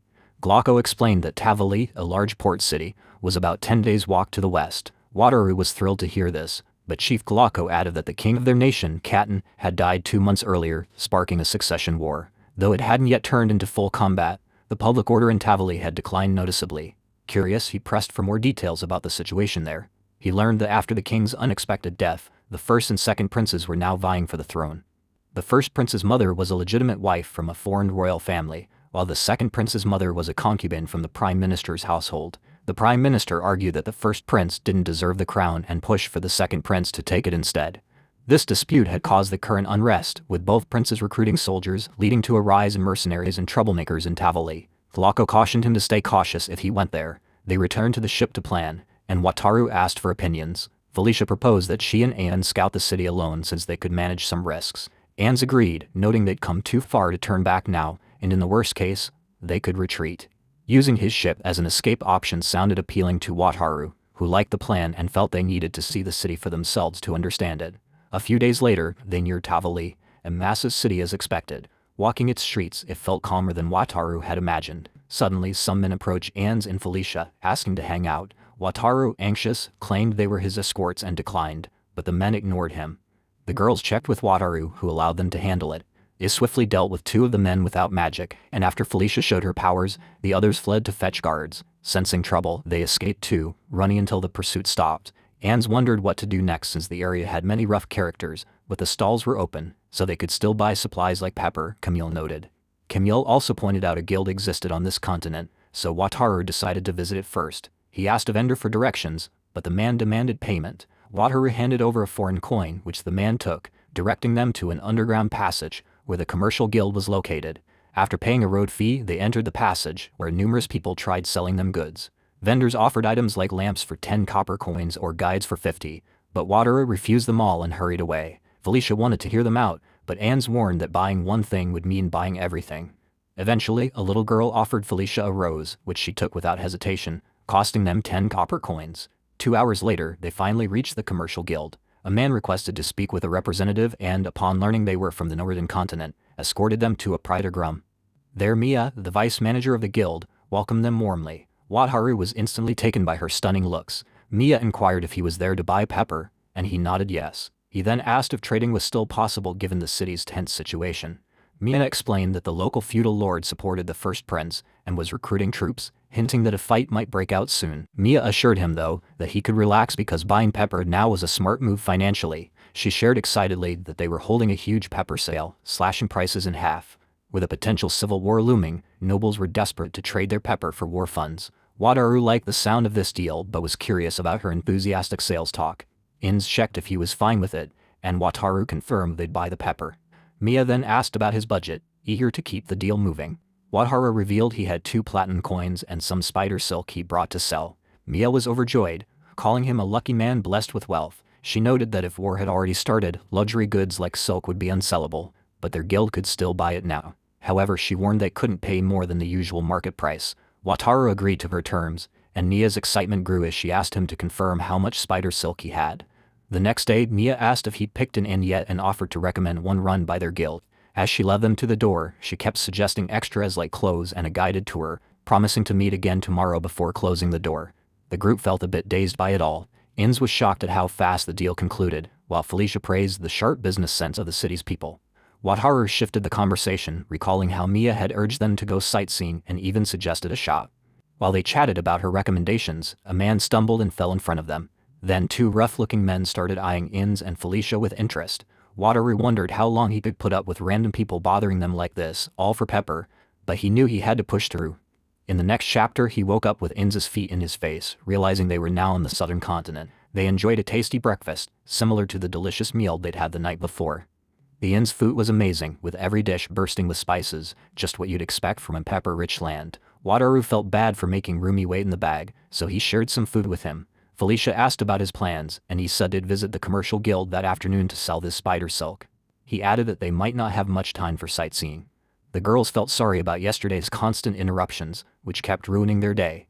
Wataru pointed out that Inz and Felicia's beauty was the main reason they kept getting hassled. With civil unrest brewing, he wanted to wrap up their business and leave the country fast. He also planned to stock up on food for the trip home and grab souvenirs for folks in the southern city. He relied on Inz and Felicia to guard them. Inz asked what gifts he had in mind, and he mentioned liquor for the guild master, then pondered what women might enjoy. As he spoke, a woman approached them. She handed them fruit juice, surprised by their foreign outfits. They decided to switch to more local clothing, and both Inz and Felicia looked adorable in them. Felicia asked Wataru if it was okay to buy these for them, and he said they were secondhand, making it a practical choice. Inz adored the fabric, which had shiny threads that sparkled in the light. Wataru considered taking some back as a souvenir and asked the price. The fabric cost 5 silver coins, a detail he tucked away for later. Wataru intended to spend 50,000 yen, but he couldn't resist buying something when he pictured Camille's expression. After that, they picked up some liquor and enjoyed a nice meal while strolling around. Wataru checked with Felicia to see if she wanted anything, and she replied that the clothes she had were more than enough for her. In spotted the fabric they considered earlier, now priced at just 5,000 yen per roll. He also saw that the liquor here cost half what he paid before. Ins encouraged him to negotiate, especially since he planned to buy a lot of pepper and needed a good deal. Felicia pointed out that they should push the guild to pay a high price for their spider silk, but since she didn't speak the language, Wataru had to step up. They rented a donkey for 50 copper coins and headed to the guild. May greeted him and asked if he brought the spider silk. Wataru presented it, and they stepped inside. She apologized for the delay, explained that they checked the silk and found it top-notch. She offered 5 platinum coins for it, a great deal since the silk had only cost 1 platinum coin. May added that selling directly to stores might fetch an even better price, possibly raising his profit by 1 platinum coin. Wataru liked this suggestion, but he felt In's sharp look urging him to haggle. 100 million was a massive sum, yet he didn't know any stores to approach, and a bad deal could mean getting cheated again. Given the political tension, he figured the guild was safer and quicker. Still, an extra platinum coin seemed tempting. May sweetened the offer, saying if he sold the spider silk to them, it'd knock 5% off the pepper he bought and throw in some spices as a bonus. Wataru weighed this while the girls watched anxiously, hoping he'd choose wisely.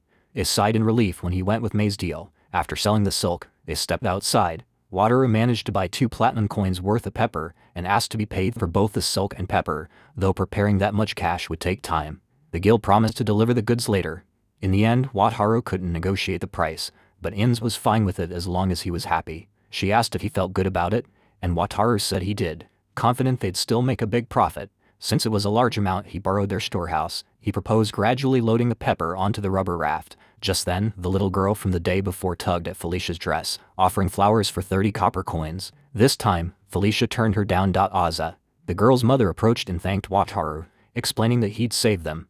They wanted to flee the civil unrest and return to their hometown, but they had no funds. When Wataru translated this for the girls, Ins felt uneasy, noticing how every conversation since arriving revolved around money.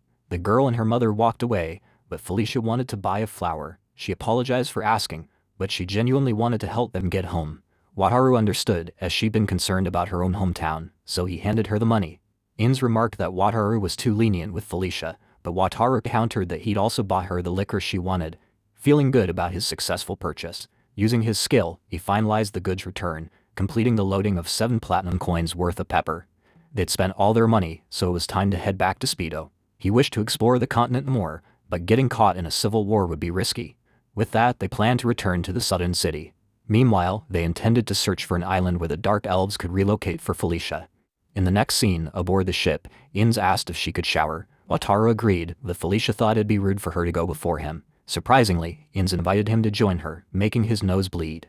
After the bath, Wataru wanted to go over their plans. As they decided before leaving Tavali, they were now set to return to the southern city. While searching for an island that Felicia hoped would be perfect for immigration, she grew anxious about denium hunters and preferred a spot far from trade routes. Wataru supported her idea and chose to retrace their steps, taking a long detour instead of going straight back. They also planned to keep an eye on their food supplies on board and explore as long as possible. If they discovered an island, they intended to inspect it to see if people could live there and check for any monsters or animals present. Ins brought some alcohol to share, and they raised their glasses to the goal of finding an island. They kept searching while battling monsters and attempting to improve their cooking skills. One day, Wataru asked Ins how much food they had left, and she estimated it would last about 2 weeks. This warned them not to venture too far out, as the open sea seemed emptier than she had expected, so she proposed heading back to the southern city first. Wataru agreed, though he felt disappointed. But just then, Felicia shouted their names with news. Felicia announced she had spotted an island, and as they neared it, they saw it was too small for settlement.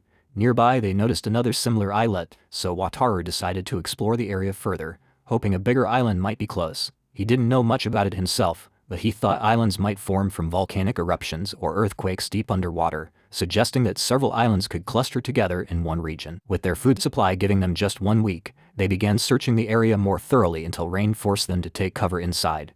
Felicia made tea for everyone since the weather halted their island hunt. She felt gloomy and worried that the rain might last the whole week, but Ins and Wataru reassured her it would clear up soon. They rested, and when Felicia awoke, she noticed the rain was starting to ease. Ins called Felicia over and pointed out a large island ahead of them. As they circled it, they found a river and followed it upstream after docking. They explored the island on foot, and after some time, they reached a hill with a breathtaking view. Having spent 2 days examining the island, Wataru asked Felicia's opinion, and she noted no signs of humans, plus a river, forest, and grassy plains, making it promising. Felicia saw the island as perfect for dark elves, and when Wataru asked if she'd mind the goblins in the forest, she was confident the villagers could handle them. She explained that her people were skilled at building villages in forests and managing monsters. Inns added that wild animals roamed there too, offering hunting opportunities. Felicia then requested Wataru's assistance in moving the dark elves to the island, and Wataru promised to support her fully, gently asking her not to cry as she teared up again. The following day they prepared to return to the southern city, and Wataru discovered he had gained an autopilot ability he wanted to test. He set the destination on the map, and the ship began sailing on its own. When he joined the girls inside, they were surprised to see him since the boat was moving, but he clarified that the autopilot skill was guiding it based on places he'd visited before.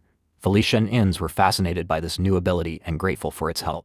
Felicia mentioned that their journey to the southern city would take about 2 days, and on the return trip, they'd pass near her village, so she hoped to stop by for a visit if they could. Wataru thought it was a smart plan since it also gave them an opportunity to talk about relocating to the island. He asked if it was okay to drop in unannounced, and she said it wouldn't be an issue, even though her village was isolated from outsiders, because her father was the chief and she was confident he'd be thrilled to see them. Wataru considered whether bringing a bottle of liquor would be appropriate, but Felicia pointed out she was only a Slav, which made Wataru realize he was just a man holding the chief's daughter in servitude. He could almost picture her father's reaction to this news, and feeling shaken, he stepped out onto the deck with Rima, leaving Felicia and Wataru alone. Felicia took Wataru's hand and said she could never thank him enough for helping them find a safe home, just as she had promised earlier. As they were wrapping up their contract, Felicia blushed and said she wanted to give herself fully to Wataru as gratitude, leaning in with closed eyes for a kiss. Wataru felt thrilled but stopped her, imagining her father's disapproval, and explained that her gesture touched him, though they still needed to finish moving the elves to the island first. Inns peeked in, poking fun at Wataru for playing it calm, and 2 days later, they reached Felicia's village. At Felicia's village, they saw many burned houses and Inns, noticing no one around, asked Felicia about it. She looked up and told them to stay still until she gave the word. Inns and Wataru were surprised by her tone but followed her lead, and soon masked figures with weapons surrounded them. One asked Felicia what was beneath the blue stone, and when she answered the fairy's egg, the tension broke, and they unmasked themselves. The villagers revealed joyful expressions, thrilled to see Felicia, and people emerged from their homes to welcome her, as she assured Wataru and Inns it was safe to move.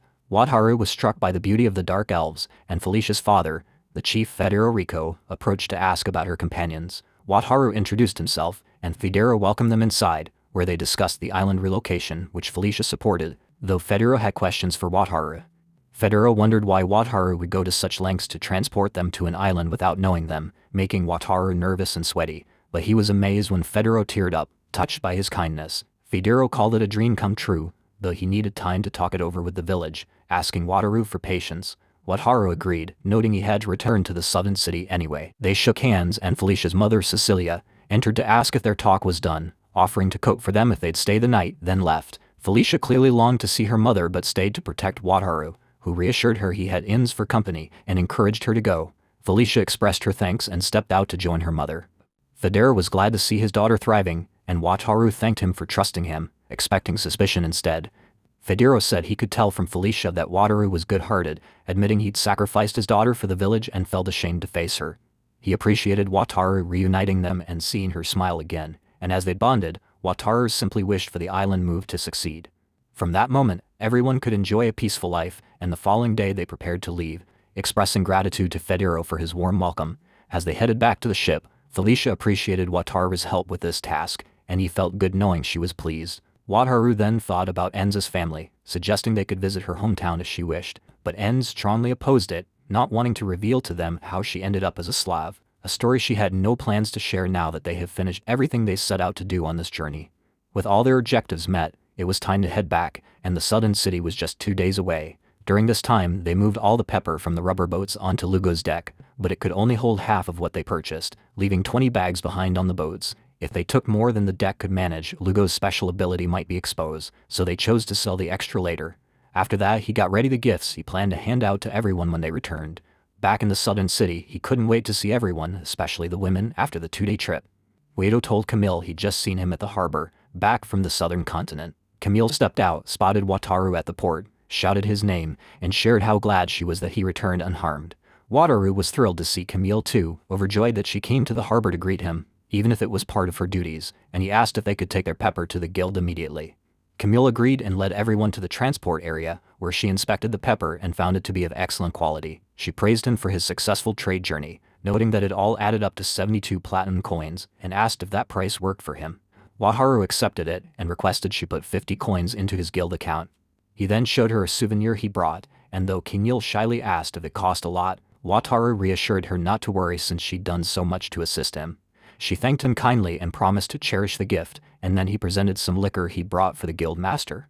Camille offered to keep it safe for him since he was on duty. She then asked about the southern continent, and Wataru explained he'd only been to the Catania kingdom, where the king's sudden death had sparked a succession war, meaning his next visit might land him in a full-scale civil war. She was stunned that he planned to return to the southern continent despite already earning a huge profit. He admitted that was true, but he loved traveling and exploring new places, promising to stay very cautious. Camille realized he wouldn't change his mind and stopped trying to convince him. Outside, Enz pointed out how surprised Camille was about his plan to go back, but since he couldn't reveal his abilities, there was no way around it. When Camille looked at him with those eyes, Wataru's heart raced. Felicia asked about his next steps, and he said he wanted to give souvenirs to some people staying nearby. They headed to the luxury inn, where every member of the J party was waiting, excited to see Wataru. He was, as always, struck by how beautiful they were. He noticed Kara wasn't there, and the girls said she was sick in bed and needed his help. Kara appeared with a sad expression, leaped onto Wataru, and said she missed him. She'd craved carriage so much it gave her a fever. Dorotha backed up her story, adding that every trip to the Southeast Island made her the same way. She kept talking about wanting carriage, and after 3 days, she'd come down with a fever. Claretta asked if he'd teach them how to make carriage, and Wataru happily agreed. Enz and Felicia were eager to learn more, like Wataru's cooking talents and what carriage even was. Wataru suggested throwing a dinner party where he'd cook, aiming to treat those wonderful women to a great meal with his skills. In the next moment he went to the bazaar to pick up ingredients, while Felicia pondered what he had in store. Wataru shared that he planned to cook a dish called carriage, which required chicken, but when he spotted oysters, he quickly bought them to fry instead. He noticed from Enz's reaction that fried oysters weren't typical here, explained they'd be crispy outside and creamy inside after being coated in butter and fried. He also wanted tartar sauce to go with them, needing mayonnaise but couldn't find anything like it in this world. Since mayonnaise wasn't available, he decided to make it himself, though he wasn't sure if this world's eggs were safe to eat raw. He asked Enz about eating raw eggs, and she warned they'd cause stomach aches if uncooked. Felicia remembered hearing about purification magic for raw food and suggested Claretta, a priestess from Gisola's group, might help. Claretta arrived, excited to cook, and they set up to prepare the meal on the inn's patio where they were staying. Wataru wondered if this counted as a date since it was their day off, and Claretta said Alicia and others would join them later in the afternoon. They divided the cooking tasks. Claretta and Wataru tackled the carriage, Enz made vegetable soup, Fila handled shucking oysters and peeling prawns, while Kara washed. Wataru asked Kara to assist despite her saying she couldn't cook, assuring her he just needed simple help. Kara agreed to crush bread into small bits, a task she felt she could manage, so everyone had a job. Wataru checked with Claretta about using purification magic, and she eagerly cast it on an egg when he asked. She was curious about his plans, and he explained he'd make mayonnaise, a new concept to them. He started by mixing salt, pepper, and juice into the purified egg yolk, whisking it all together before slowly adding oil. With no blender, Wataru whisked the mixture vigorously by hand, noticing everyone's puzzled expressions, though he was confident they'd love the result. After finishing, they all tried the mayonnaise and were amazed, just as he predicted, delighting in the taste. Claretta wanted to learn how to make it, and as Wataru began explaining, Rima chimed in, eager to learn too. When Wataru asked what Rima could do, she said magic, so he suggested to Claretta that Rima might help with magic too. He suspected Rima could use purification magic and asked her to test it. Placing an egg on the table, Rima performed the magic, and Claretta confirmed her ability, thrilling Wataru. Soon, all the food was ready, and Gisola's group gathered for a successful meal, leaving everyone, including Enz and Felicia, fully satisfied. 6 days after their enjoyable gathering, they revisited the Dark Elf village, but trouble arose when a man named Romano confronted Wataru. Romano accused Wataru of tricking the villagers into migrating and demanded he free Felicia, even though Felicia was protecting Wataru. Confused, Wataru asked Felicia what to do, worried the villagers might resist moving. Felicia advised waiting for word from her father about the situation. They visited Federico's home, where he seemed fed up with Romano's antics. Romano insisted Federico ignore Wataru, claiming he was deceptive, despite Federico's apparent trust in Wataru's efforts. The villain Wataru accused Felicia of being forced into slavery against her wishes, despite her attempts to disagree. He shouted that they'd be captured and treated like farm animals by Wataru. Federo mentioned that, except for Romano, the whole village had agreed to move, and the choice was final. He told Wataru to calm down and follow orders, but Wataru insisted the village chief was being manipulated by him. Meanwhile, Romano loudly shared his own ideas until a man struck him on the head, revealing himself as his father. The father said sorry for his son's actions and pulled him away, urging everyone to disregard him and stick to the migration plan. Federo expressed regret to him, explaining that his son was only thinking of himself. The demi-human hunters already knew about their village, and with so few of them remaining, moving was their only option. Wataru proposed talking about the timeline in specifics. They sat together, and as far as he'd heard, the village had 35 people. His ship couldn't carry them all at once, so he planned to make 2 trips. The journey to the island would take around 2 days. Federo would manage dividing the group, and Wataru had purchased tents for their stay, plus half a year's supply of food and handy tools for farming. He also offered to tow any buildings that could be taken apart to the island with his ship. Federo got emotional again and suggested naming the new village after him for his efforts. The other villagers were informed that same day, and they began getting ready to leave right away. He used his skills to hide the inside of the Speedo. Felicia reassured him that most villagers had never been on a magic ship, so it wouldn't be an issue. Inz was bummed about not having a microwave, fridge, or shower, but it was just temporary. 5 days later, Wataru and half the villagers minus 20 people total were set to go, though space was tight. Romano's father bound his son and casually greeted Wataru, promising to keep him in check. He assured them Romano wouldn't disrupt the trip, and soon they set off. The villagers were cheerful, though some felt queasy from the ship and weren't used to it. At night, they rested, worn out from the day. On the second day at sea, Wataru looked exhausted, even though he was only faking steering the boat. He saw Romano wasn't on the front deck and went inside, where people looked worried. Romano's father was pleading with him not to act foolishly, as he still doubted Wataru's honesty and demanded he turn back. He ordered Wataru to reverse the ship immediately or he'd leap overboard. Wataru was fed up and almost wished he'd jump, while Felicia also tried to stop Romano, but he ignored her. He offered to flee with her, and Inz and Wataru were certain he had feelings for her. Just as Romano faced the sea, ready to jump, a sea serpent attacked. His father told everyone to get inside and grabbed Inz and Felicia to safety. Romano kept blaming Wataru even for the creature's appearance, but before the beast could harm him, it hit a barrier. Wataru explained the ship could withstand any attack without breaking. After this, they reached the island, and everyone was thrilled to arrive. Felicia thanked Wataru again, while Wiro and Inz confronted Romano, saying he loved Felicia. His face flushed as he denied it, but Wataru admitted he'd already guessed. Wataru offered a deal. He'd step back if Romano confessed to her. If Felicia returned his feelings, he'd prove he wasn't a bad guy. Inz found it odd to hear Wataru talk like some bold leader, and worried she might say yes, but Wataru knew she'd reject him. Romano came back smiling, as if he hadn't just been turned down. A lot had happened, yet the first group of villagers started building a temporary camp on a hilltop. They left to bring the rest over, and 6 days later, the full migration was complete with a big celebration. All the villagers had successfully reached the island, signaling the start of the new Dark Elf village. At this fresh settlement, the Dark Elves were already constructing homes, and everything appeared to be progressing well. Felicia's father expressed regret to Wataru for making him visit repeatedly, but Wataru assured him it was no trouble. He mentioned that he had delivered the vegetable seeds and the cart as requested and inquired if there was any more assistance he could provide. Federo replied that they could manage the remaining tasks on their own and expressed gratitude to Wataru. Wataru sought Felicia's thoughts, explaining that he wanted to resume trading, though it would mean being away for several months. Felicia was fine with this, and noted what Federo had said, agreeing that the villagers could take care of the rest. She felt it was time for them to leave the island temporarily. With that decided, they embarked on their second pepper trading journey, using the autopilot feature. It took just 10 days to arrive at Tavali again, and fortunately, no war had broken out yet. They quickly gathered pepper worth 65 platinum coins. On their way back, Felicia observed that Wataru seemed a bit distracted. He explained he'd been doing some math, and admitted he'd gotten greedy, purchasing a huge amount this time. They now had 515 rubber boats full of pepper stored. Inz wondered if they could afford the luxury liner with that, but he pointed out it cost 500 platinum coins. Then he realized with his savings added, he had 18,854 platinum coins total. Inz was overjoyed and couldn't contain her excitement. She couldn't believe she finally achieved her dream of endless play and endless food. As they fantasized about jacuzzi baths and sparkling dresses, Felicia cautioned that they'd only have this wealth if they sold all the pepper, which was the tricky part. Wataru could only sell 20 rubber boats worth to the Commerce Guild at a time. Exceeding the speedo limit would raise suspicion. Selling all 515 boats of pepper would require 26 trips to the southern continent. Making that many trips would draw unwanted attention, as people might think he had a foolproof route to the southern continent.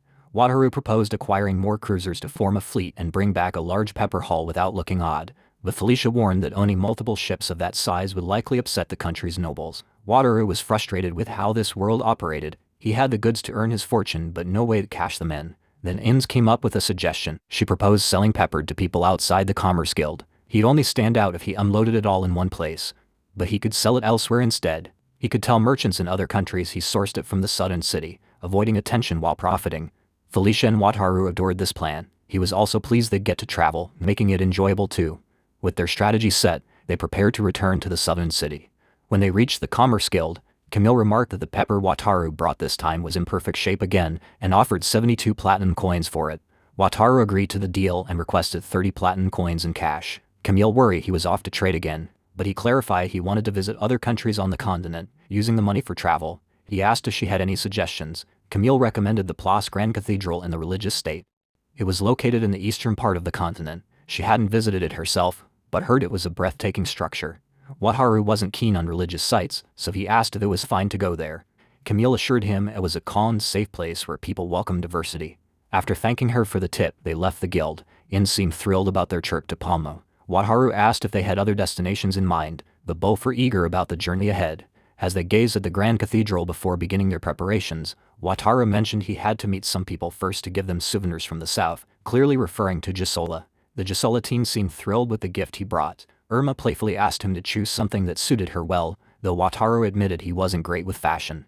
Alicia noted that he traveled to the southern continent again, calling it an amazing feat, and asked if he intended to keep going with the pepper trade. Wataru replied that they planned to roam the continent, selling pepper in different countries, starting with Palmo. Claretta was stunned to hear he was heading to Pooh, and Alicia explained that Claretta had always dreamed of visiting there, which sparked her excitement. Wataru wondered why a group like theirs couldn't just go to Pooh anytime, but Claretta revealed that nearby countries around Palmo were run by human supremacists who wouldn't welcome beast folk like them. Wataru understood the human supremacist issue from Felicia's past experience. Just as he was about to ask about their southeast route, Claretta inquired if he could take them along. Wataru hadn't planned that far yet. Irma pointed out that even traveling by sea might involve inspections. Claretta said sorry and wished them a safe journey. That night on the boat, Wataru reflected on Claretta, feeling bad for not asking her to join, though unlike his trip with the Dark Elves, this could be a lengthy one. He knew his secret skill might get exposed if she came along. Still, he considered buying a new ship so they could travel together. Suddenly, he spotted something on the stat screen. A man-made floating island with a jacuzzi and 6 bedrooms, priced at 4 platinum coins. Wataru imagined sailing with Gisola and decided he'd buy the ship and invite her. Pooh was 17 days east by magic boat, with their first stop at Bergamo, the capital's port town where the Grand Cathedral stood. Bergamo was 3 days from the cathedral by carriage. If Wataru was inviting Gisola on such a long trip, he wanted to be an excellent host. He thought about preparing pudding and finding a game like Reversi for everyone to enjoy.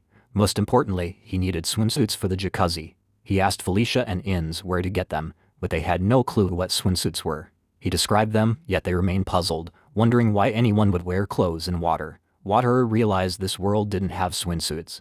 If he made them himself and gave them to Gisola, he looked like a creep, and he wasn't sure they'd wear something so unfamiliar. He decided to talk to a tailor about it. Thinking further, he remembered they'd camped during the carriage journey, so the small hut he built for his boat in Western City would be a safe shelter. He made a to-do list and started with a visit to a carpenter's workshop. Wataru went to see Domino at the workshop first, bringing his list.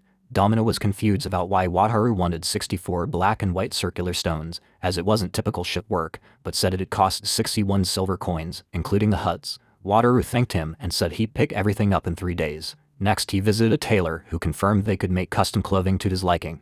Wataru explained the fabric should feel soft and resist water, then described the design he had in mind. The tailor made a gown for Inns, showing it to Wataru and asking if he liked it, and Wataru agreed it was better than a travel attire since it covered more. A few days later, Claretta thanked Wataru for inviting them on a trip, and she was thrilled about it. Wataru welcomed them inside, telling them not to be so formal at the door.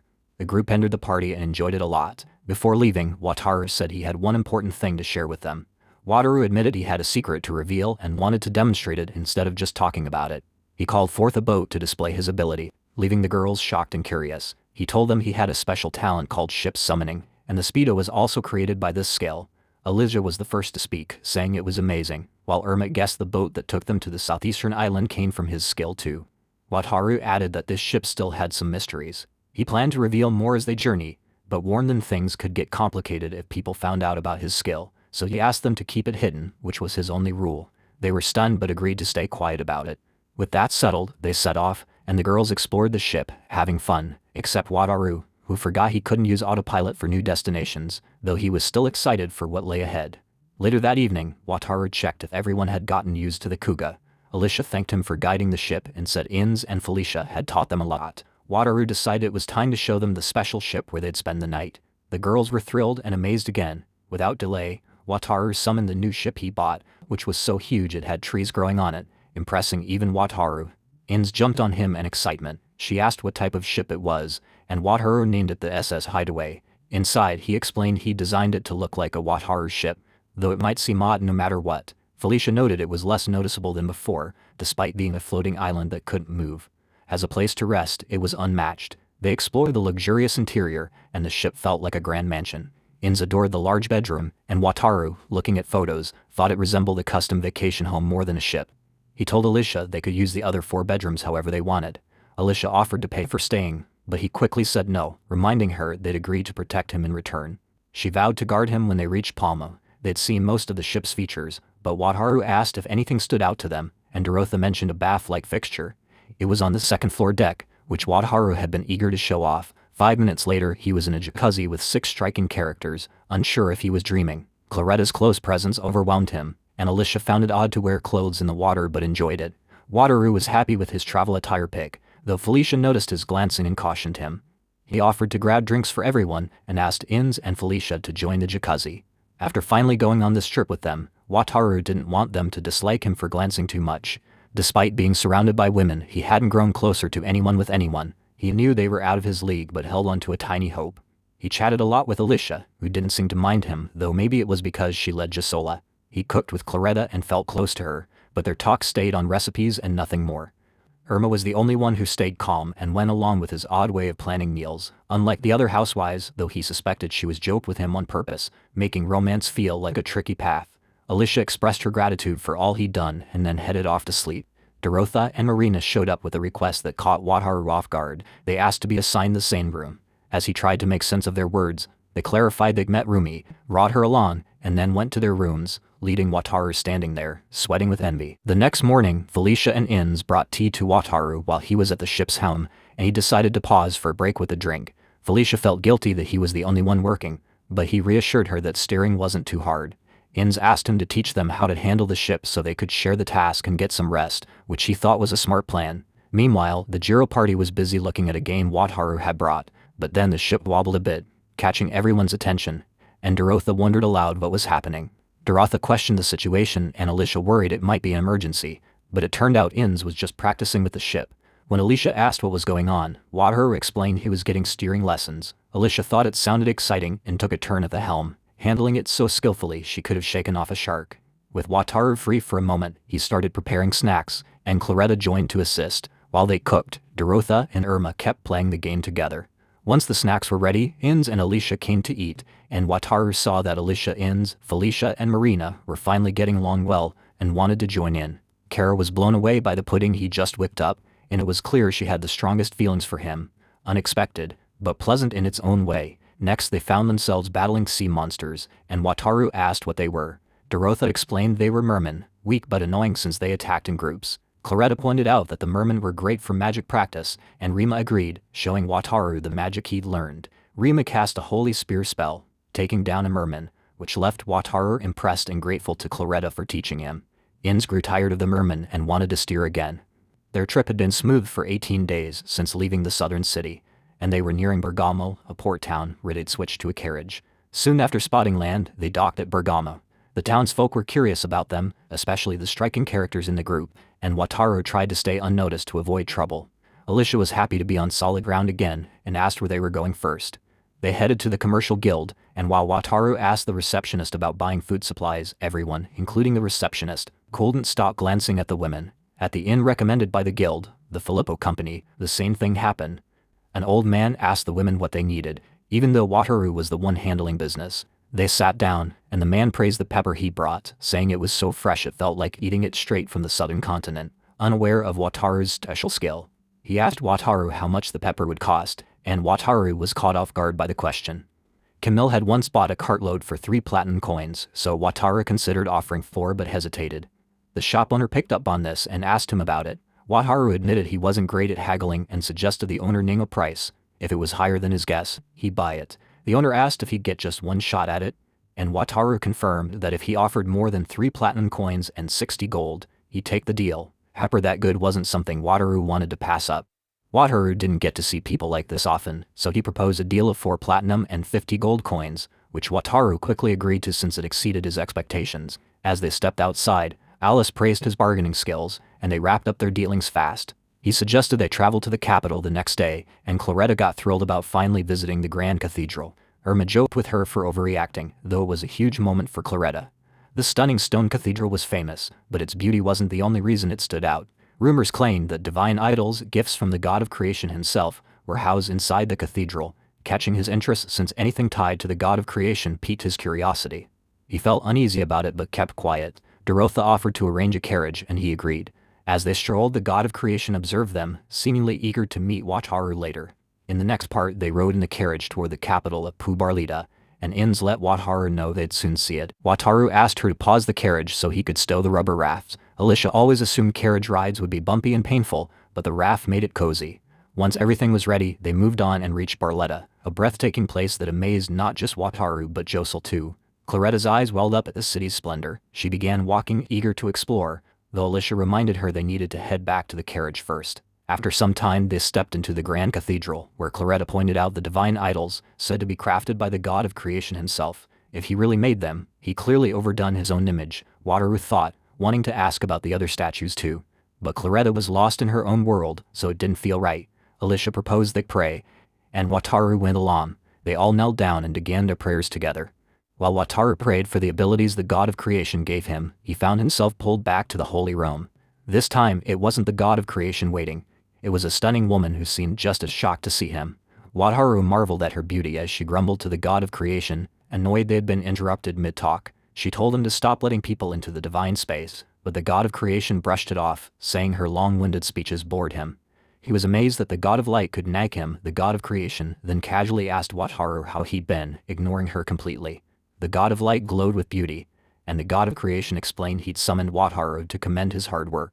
She warned him to limit meddling in the mortal world, but he denied doing much. She pointed out that the 2 Slavs Wataru owned had been sent to the Slav traders because of him.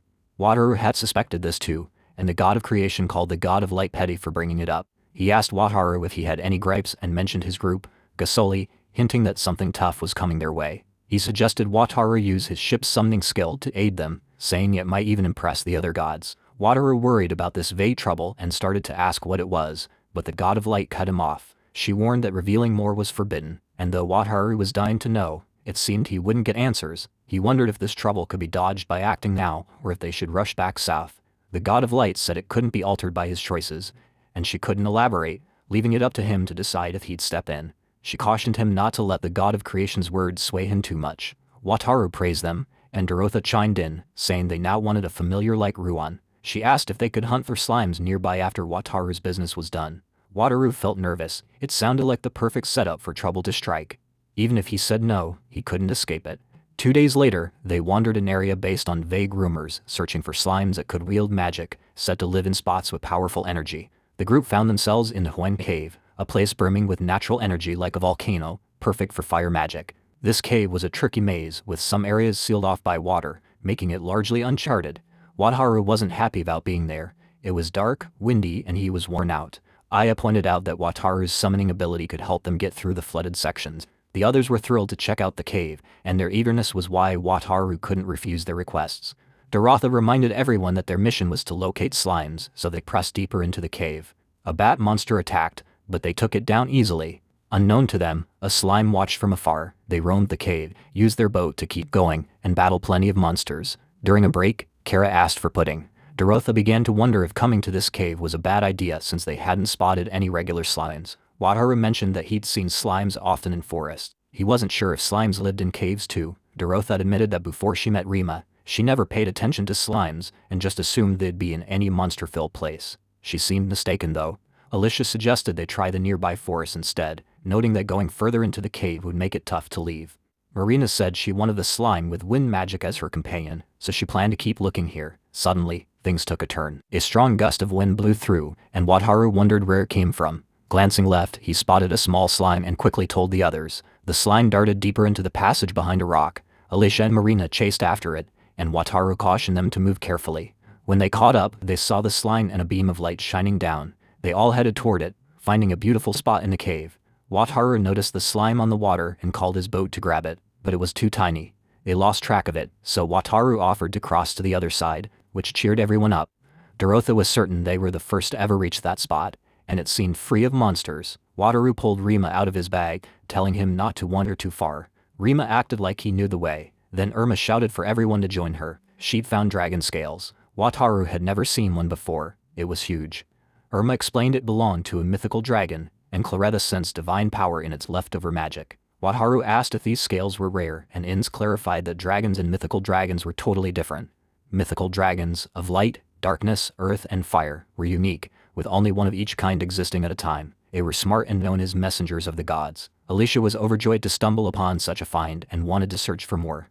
Wataru worried this might tie into what the god of creation had warned about, trouble ahead. The group assured him it wasn't linked to their actions. They got distracted from the slime hunt after finding 9 scales, 3 claws, and a tooth. Wataru asked how much they'd fetch if sold, and Claretta said mythical dragons couldn't be defeated, so these items were ultra-rare gifts to past heroes, now held by a few nations. They'd never been sold since their value was beyond measure. Kara grew nervous about taking them back. Alicia argued that the materials could forge incredible weapons.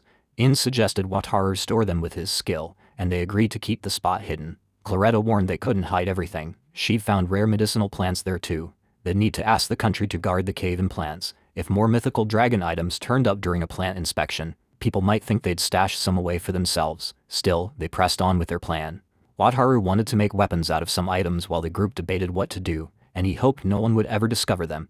After an hour, they agreed to report finding 2 scales and rare healing plants, deciding to give 1 scale to the Grand Cathedral and sell the other through a guild. Half the money from the sale would go to Wataru, and Wataru would keep the leftover materials, so they were okay with giving him some too. Wataru wondered if he should call the Speedo, but they all chose to rest first. Meanwhile, a lonely slime watched them sadly. Marina noticed it, and when she looked back, the slime leaped into her arms. Since slimes were rare there, this one felt very isolated. Marina said her name and invited it to travel with her to many places. The slime agreed, so Marina made it her familiar, naming it Fu. At the capital of Pu, Enzo, the vice guild master of the Commerce Guild, worked hard every day to keep the guild running well. Enzo checked on things daily to make sure the guild operated properly and dealt with people who broke the rules, which annoyed him a lot. One of his staff told him someone wanted to meet him. It was Wataru, who said they had a critical issue to share and needed to talk to the guild master directly. Enzo asked what it was about, and Wataru warned it could cause a big panic, so they couldn't talk openly in the hall. But Enzo didn't believe him, as many people overstated their problems. Wataru pleaded, saying the Adventurers Guild staff reacted the same way, leading to a heated dispute. Alicia said it wasn't a fight, just rudeness. Enzo cautioned them that if this was a prank, there'd be trouble, then took them to the guild master's room. Kara and Felicia carried some items while Enzo watched them with interest. They even closed the door in his face, which was a major insult to the vice guild master. Enzo had no desire to work with such a rude group and stayed out of their business. Later, the guild master called him to see something amazing: Star Seeker grass, a valuable healing herb, and a dragon scale. The guild master explained the scale came from a mythical dragon, shocking Enzo, who learned the group were travelers from the Latina kingdom who found these items. While exploring Wind Cave, they discovered the scale, which Enzo said would be wanted by many nations. If word got out, it would create chaos. The guild master said they found 2 scales and planned to give one to the Grand Cathedral and sell the other through the guild. They got so excited about this big opportunity that they forgot to stay professional and began jumping around. After calming down, they started organizing their next steps. Realizing they lost control, they began making plans. First, they needed to bring the cardinal to the guild to check if the mythical dragon scale was real. Then they had to tell the medical guild about their herbs. The guild master asked Enzo to handle both tasks, and he agreed right away. But all the carriages were taken, so he ran to finish both jobs quickly. He went to the medical guild and asked to meet their guild master immediately. Since he knew this guild master well, he expected it to go easily. The guild master arrived, and Enzo asked him to clear the room for an important talk. After explaining everything, the medical guild master promised to visit the Commerce Guild soon. Next, Enzo headed to the Grand Cathedral. The gate guard said the cardinal was too busy to see him without an appointment. Enzo tried to explain it was urgent, but the guard wouldn't budge. The man explained that it was a big issue for him to ignore rules as the vice guild master, and if it was truly urgent, he thought the guild master would show up to talk about it instead. He was curious about the specifics of Enzo's business to figure out if it was pressing, but Enzo insisted he'd only speak with the cardinal face to face. When asked to leave, Enzo wouldn't go, and as his voice got louder, people began glancing at them, so he needed to watch out. The guardian warned Enzo that trying so hard wouldn't work and added that he might take him more seriously without the mustache. Enzo was shocked that his looks were being judged. Later, we see him with the cardinal, who said he'd visit the commercial guild after faking something. The cardinal also asked about Enzo's half-gone mustache, and since Enzo couldn't admit the real reason, he said it was for a few different things. 2 weeks on, the townsfolk were thrilled to see the mythical dragon scale, and Felicia told Wataru they'd arrived. Wataru peeked out the window and saw Gisola making a grand arrival. Ins wanted Wataru to come along, but Wataru couldn't join them. The guild master was clearly pleased with Enzo's efforts over the past couple of days and noticed his slight style change. The girls seemed to adore Enzo's new appearance, though he accidentally annoyed the guild master. After that, their work in Palma wrapped up and Wataru was already planning your next move. A week had passed since Gisola's parade, and they'd become famous in Barletta, which made staying there awkward. They chose to head back to the southern city, figuring the sooner they got rid of the mythical dragon scale, the better.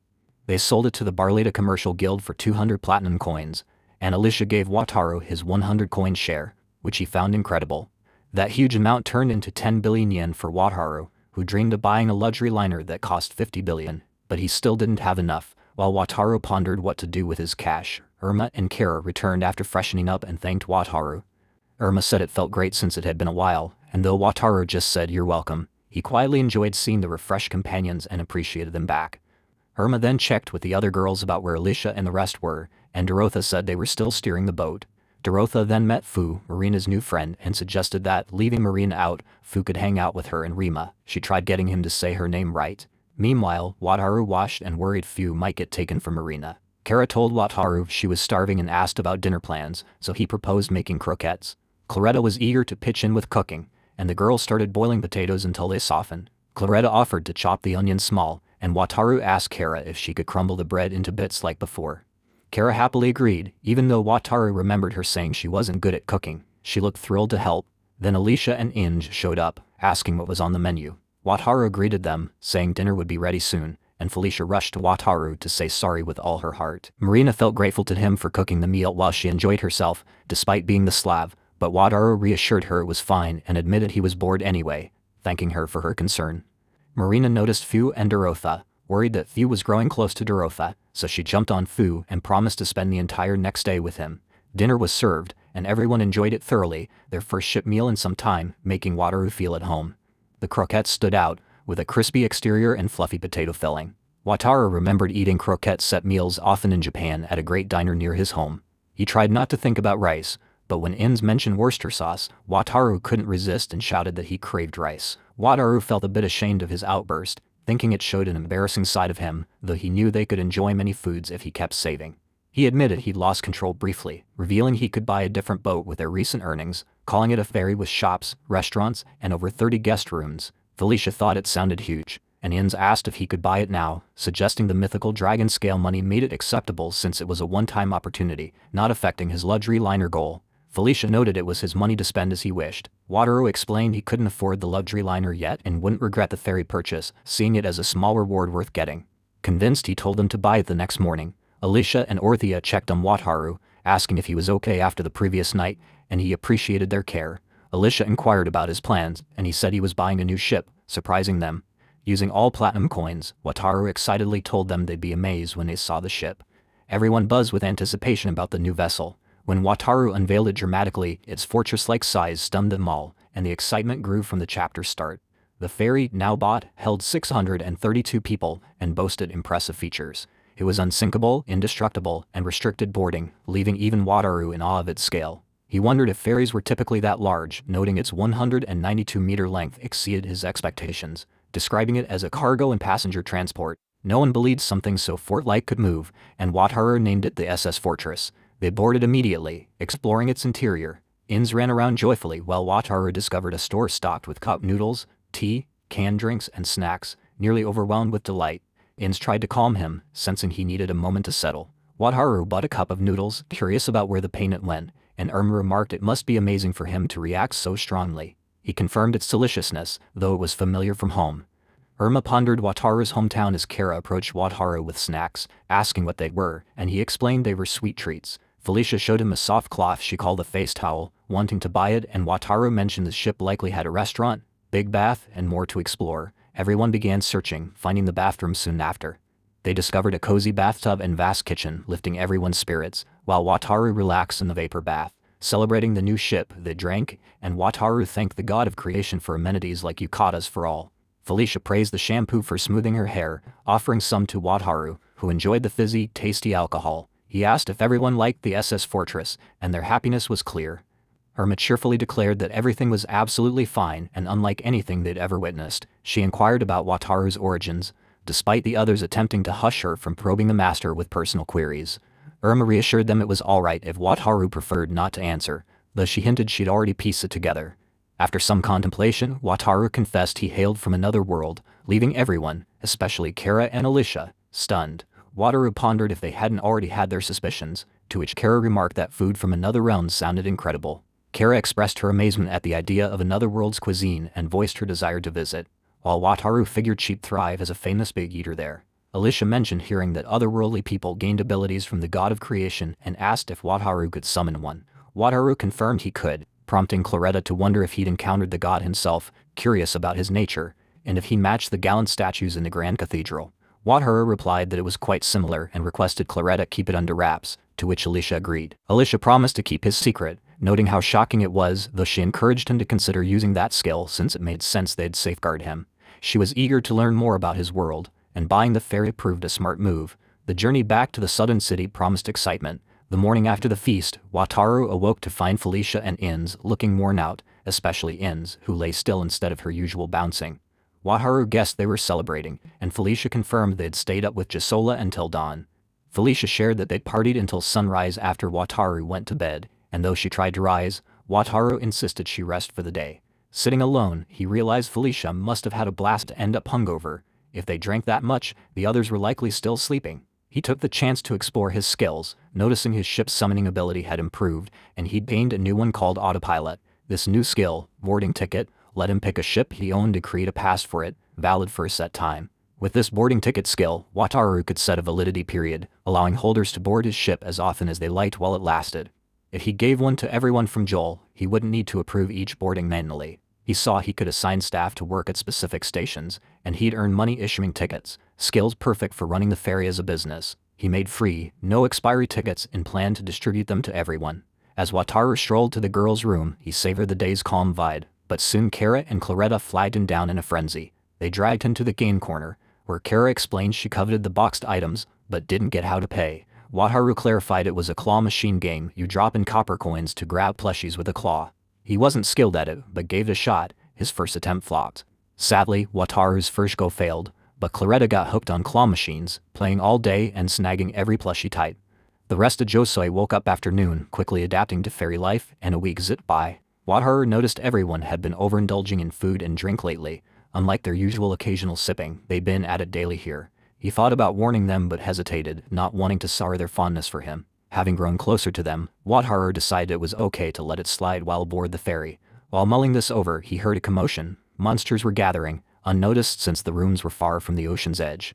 Dorotha warned they'd trail them to the southern city, so they should strike first. Alicia agreed, suggesting they ride Speedo and tackle them from outside, though Wataru felt uneasy about the plan. Monsters surrounded them, so he figured it was smart to guide the boat right through the group, though he cautioned everyone to stay serious and watch out. Still, they ended up crashing into the creatures anyway. Dorotha warned Alicia that shaking the boat too much would stop them from fighting back. Alicia spotted a kraken and chose to charge at it. Claretta reached for her holy spear and took down the beast. After they finished off all the monsters, they got back on the ship. Alicia enjoyed herself a lot, and it turned out to be a solid workout for everyone. Kara pointed out that she hadn't been very active lately, noticing her clothes felt snug. She'd been sitting around too much and her outfits were getting tight. Dorotha saw the same thing happening to herself, and Alicia admitted she felt a bit sluggish. Wataru was shocked that these lovely women might turn into a chubby bunch, so he put a stop to more celebratory beers after their tough day. They stared at him, puzzled, so he explained they were overeating and enjoying messing up their figures. From then on, their enjoying gatherings dropped to once every 2 days. 5 days later, they went back to normal. They hopped on the Speedo and came back from their journey to Pooh in the southern continent. Wataru cheered everyone for their great effort, and they were grateful he'd taken them to the Grand Cathedral Ral, a place they'd always wanted to visit. Wataru shrugged it off, saying he was headed there anyway, so it was no trouble. Then he recalled something and asked Dorotha to tell him if she heard anything about slimes, suggesting they look for them together. He wanted to show more people how adorable slimes could be. Dorotha appreciated that and said she was eager to find her own slime soon too. After the Jasola party split off, Wataru shared how happy he was with the trip since he sold some pepper and bonded with Jisoo. Now it was time to hand out souvenirs like usual. First they stopped by the Commerce Guild to see Camille, who was thrilled he made it back safe. Wataru had missed her too. She asked about the Grand Cathedral, and he told her it was an amazing, once-in-a-lifetime sight. He had a little gift for her again, and pulled it out to show her. He made a dessert and said the Jasola group loved it, so he wanted her to give it a try. He hadn't picked up any women's souvenirs this time, but he figured she'd enjoy the pudding. Camille tried the dessert, and Wataru got no response at first. Then in a serious voice, she asked what this dish was called. He told her it was pudding, and her whole attitude shifted. She suggested he sign a deal with the Commerce Guild to share the recipe across the region, letting him earn from pudding sales at stores. Places using his recipe could pay him, though Wataru thought it was so easy anyone could whip it up at home. Camille said that was even better since more shops could make it too. She added that if the recipe took off, dairy farms would thrive, and the Commerce Guild would rake in fees. Wataru saw he'd sparked something big in Camille's business mind. She promised they'd seal the deal with the god of commerce, so he wouldn't have to stress about anything. His royalty fees were safe, but Wataru mentioned this was just a treat from his hometown, not something he created. Camille replied that if it was already claimed, the contract wouldn't work, and no fees would hit home cooks either. She was buzzing with excitement, asking if he'd sign with them, and he couldn't say no. He handed over his signature and the pudding recipe, finalizing the deal. Later, Wataru told Felicia and Enzo what went down at the Commerce Guild. They were amazed by Camille's drive for her work. Enzo wondered where they were off to next, and Wataru said he wanted to visit Donino and bring him some juice. Donino was thankful for the gift and recalled that Wataru had once asked him to craft a toy. He'd enjoyed making it, and some apprentices wanted to sell it for a bit of cash. He checked if that was fine, and Wataru was totally okay with it. Hearing that, Donino decided he'd head to the Commerce Guild and lock in a contract there too. Camille from the Commerce Guild asked Wataru if this knowledge came from his hometown, giving him a serious look. Wataru felt anxious, worried she might ask more about his origins and discover he was from another world, but she told him such information was valuable and he shouldn't share it freely. After their meeting, they went to eat grilled oysters, and Wataru's nerves made him hungry beforehand. Wataru brought an item from the ferry, and they began eating together at the inn. Wataru realized he'd been too relaxed lately, even though they needed to stay discreet. Felicia pointed out that spending so much time on the ship made it hard to avoid notice. Enzo praised Wataru's impressive skills, suggesting he aimed to be a hero, but Wataru knew he couldn't fight at all. He didn't like them saying these things, fearing it might set off some strange event. The innkeeper Sarah told him some people were waiting for him in the lobby. Then Alicia burst in, asking Wataru to lend them his strength. Dorotha apologized for the sudden request, and Alicia offered to pay Wataru everything she had if he needed compensation. Wataru told her to relax, worried this might be the event the god of creation had warned about. Dorotha explained that a war was approaching, and their city, Luca, was surrounded by the Imperial Army's ships. The Lord of Luca learned Fort Lorne had fallen, meaning no reinforcements would come from the capital. It seemed the Empire had abandoned its fight with the Beast Kingdom and turned its attention to Luca instead. Wataru remembered the god of creation's words, realizing this might be the war he was meant to join. For years, the Empire had battled neighbors like the Beast Kingdom and Brazic Kingdom, recently focusing on the Beast Kingdom before abruptly invading Luca. Luca was a thriving trade port, one of the Brazic Kingdom's wealthiest cities. Luca could likely hold off the Empire's attack for a while. The Jasola team, all born in Luca, included Alicia, who admitted asking him to join at war was a huge favor, but their loved ones were there, so she had to try. Felicia and Enzo looked worried, and Wataru had no desire to get involved. Being a hero felt completely out of reach for him, and he didn't know what to do. He couldn't imagine harming others. At most he might use his ship. He thought about summoning his ship as a barrier, but even then, he wasn't sure he could handle seeing people die in front of him. He felt down about his first heroic moment being tied to a war. It was a tough situation, but he couldn't ignore their desperate expressions. He lacked the guts to refuse them outright. He admitted he was too hesitant to fight and wanted to keep his background and abilities hidden, asking if that was okay. If they agreed, he'd assist with defense and escape plans. They soon gathered supplies and set off for Luca. A regular magic boat would take 20 days, but if he pushed the Kuga through the night, they might arrive in 10. He worried that a key figure spotting him in the war could cause problems. Felicia wore a robe Wataru had bought, and he felt relieved since it hid his face, just in case. If they had to reveal themselves, they could pretend to be mysterious magicians. He asked Enzo how Joel was doing. She said they were debating their next steps after reaching Luca, but making no progress. Wataru asked if they could handle steering while he checked on the group. As he approached, he heard them arguing. Dorotha insisted they avoid a sea approach, but Alicia wondered if soldiers had already broken into the city. Kara added her thoughts to the discussion. The Empire believes humans are superior, so Marina pointed out that the beast folk wouldn't be safe. She suggested that charging with the SS Fortress could help them break through the enemy's blockade. Wataru wasn't happy about this idea, but Alicia already appeared to have made up her mind. Irma pointed out that Wataru might not agree to such a bold plan. Ultimately, they needed to check the situation in Luca before making a final decision. After Marina spoke, a quiet moment passed among them. Wataru realized they were stuck with no clear way forward. Even without speaking, everyone felt nervous, so Wataru thought it made sense to find a ship for them. If the port was blocked, a small boat that could sneak in unnoticed would be ideal. He checked the available ships and spotted a speedboat costing 81 gold coins. It could hold 9 people and reach a top speed of 11 knots per hour. That speed felt risky, but it might let them slip past the enemy fleet and magic ships. Plus, it wasn't as noticeable as the ferry and could boost everyone's mood. When they got closer to Luca, Wataru called everyone to the deck and showed them the speedboat he'd just bought. They were all shocked, so he told them it was the fastest boat they had seen yet. He started to explain how mastering it could help, but Alicia cut in, saying they could use it to sink the enemy fleet's ships. That wasn't what Wataru had in mind, so Wataru stared at her, surprised. Later, Wataru explained the boat was called the Speedster. He suggested they take the wheel, and Marina, Irma, and Alicia climbed aboard.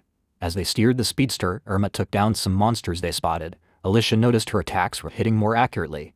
Marina got comfortable handling the boat. Wataru was amazed to see them practicing their combat skills right after starting to steer. He wondered if they still remembered his promise to protect Luca and secure an escape route. Felicia asked if he wanted to join them on the Speedster, but he'd had enough. Looking at them, he saw they were all focused and had already gotten the hang of the speedboat. Wataru began thinking about getting a second speedboat, and so asked if his budget for the luxury liner would hold up with all these purchases. Wataru wasn't concerned since Gisela was getting him a reward that would cover the cost, and so joked with him, saying he could have proposed to Alicia since she'd do anything for him. Wataru pictured Alicia smiling in a wedding dress, but then thought it'd feel like he was pressuring her. He argued back that it'd make him look like the villain. Enzo insisted he wasn't brave enough to try, though Wataru still wanted to get a little closer to Alicia.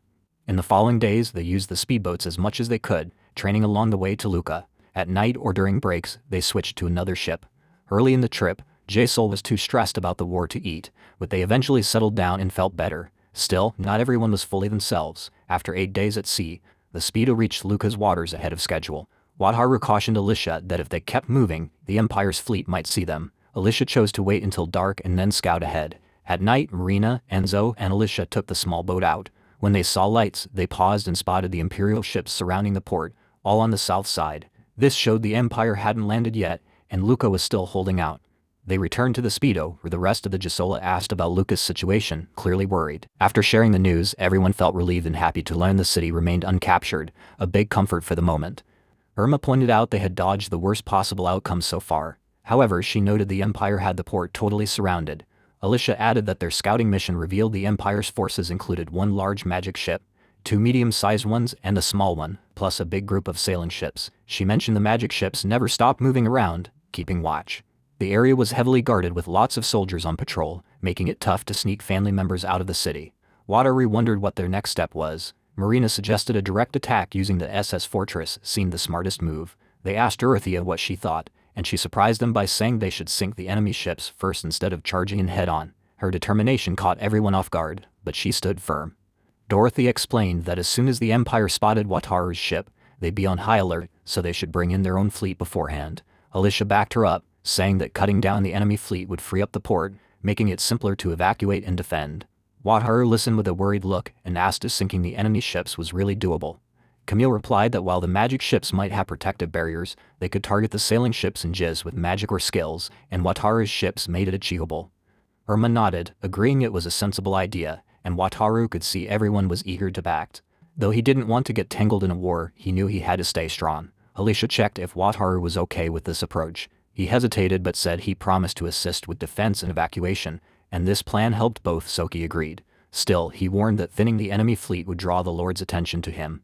Wataru cautioned that if they succeeded, the Lord would keep relying on his skills for Luca's sake, urging them to avoid fights after this.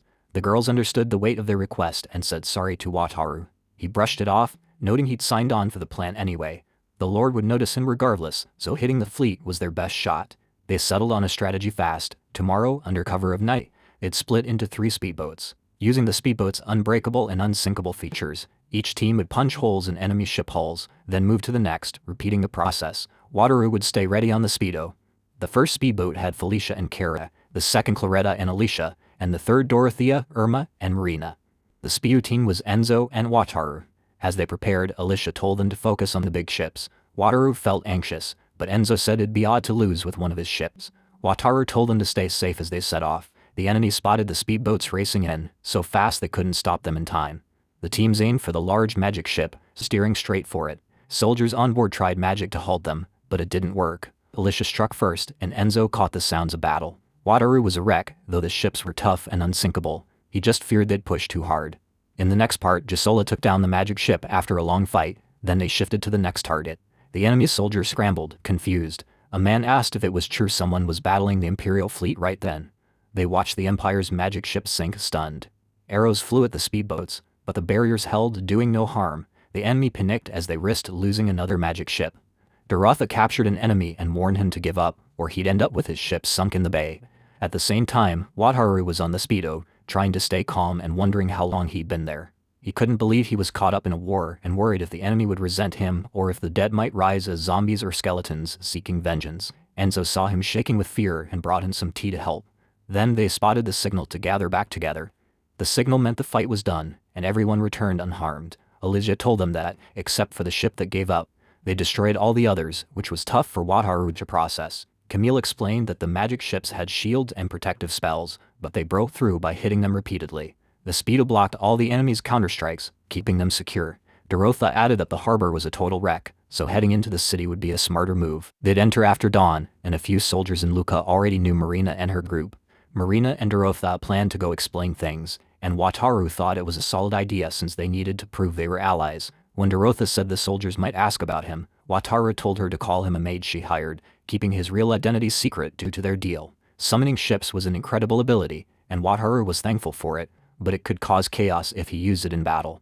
If people learned who Wataru was and what he looked like, his peaceful life would be ruined, so he decided to hide his identity completely when they reached Luca in the morning.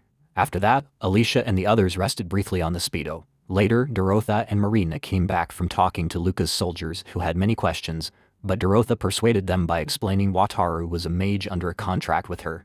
Wataru wasn't sure if the city would allow an unknown mage inside during wartime, but if they said no, he could just stay comfy on the ship. He changed the ship's outside appearance since some in Luca might recognize it, and disguising it felt safer.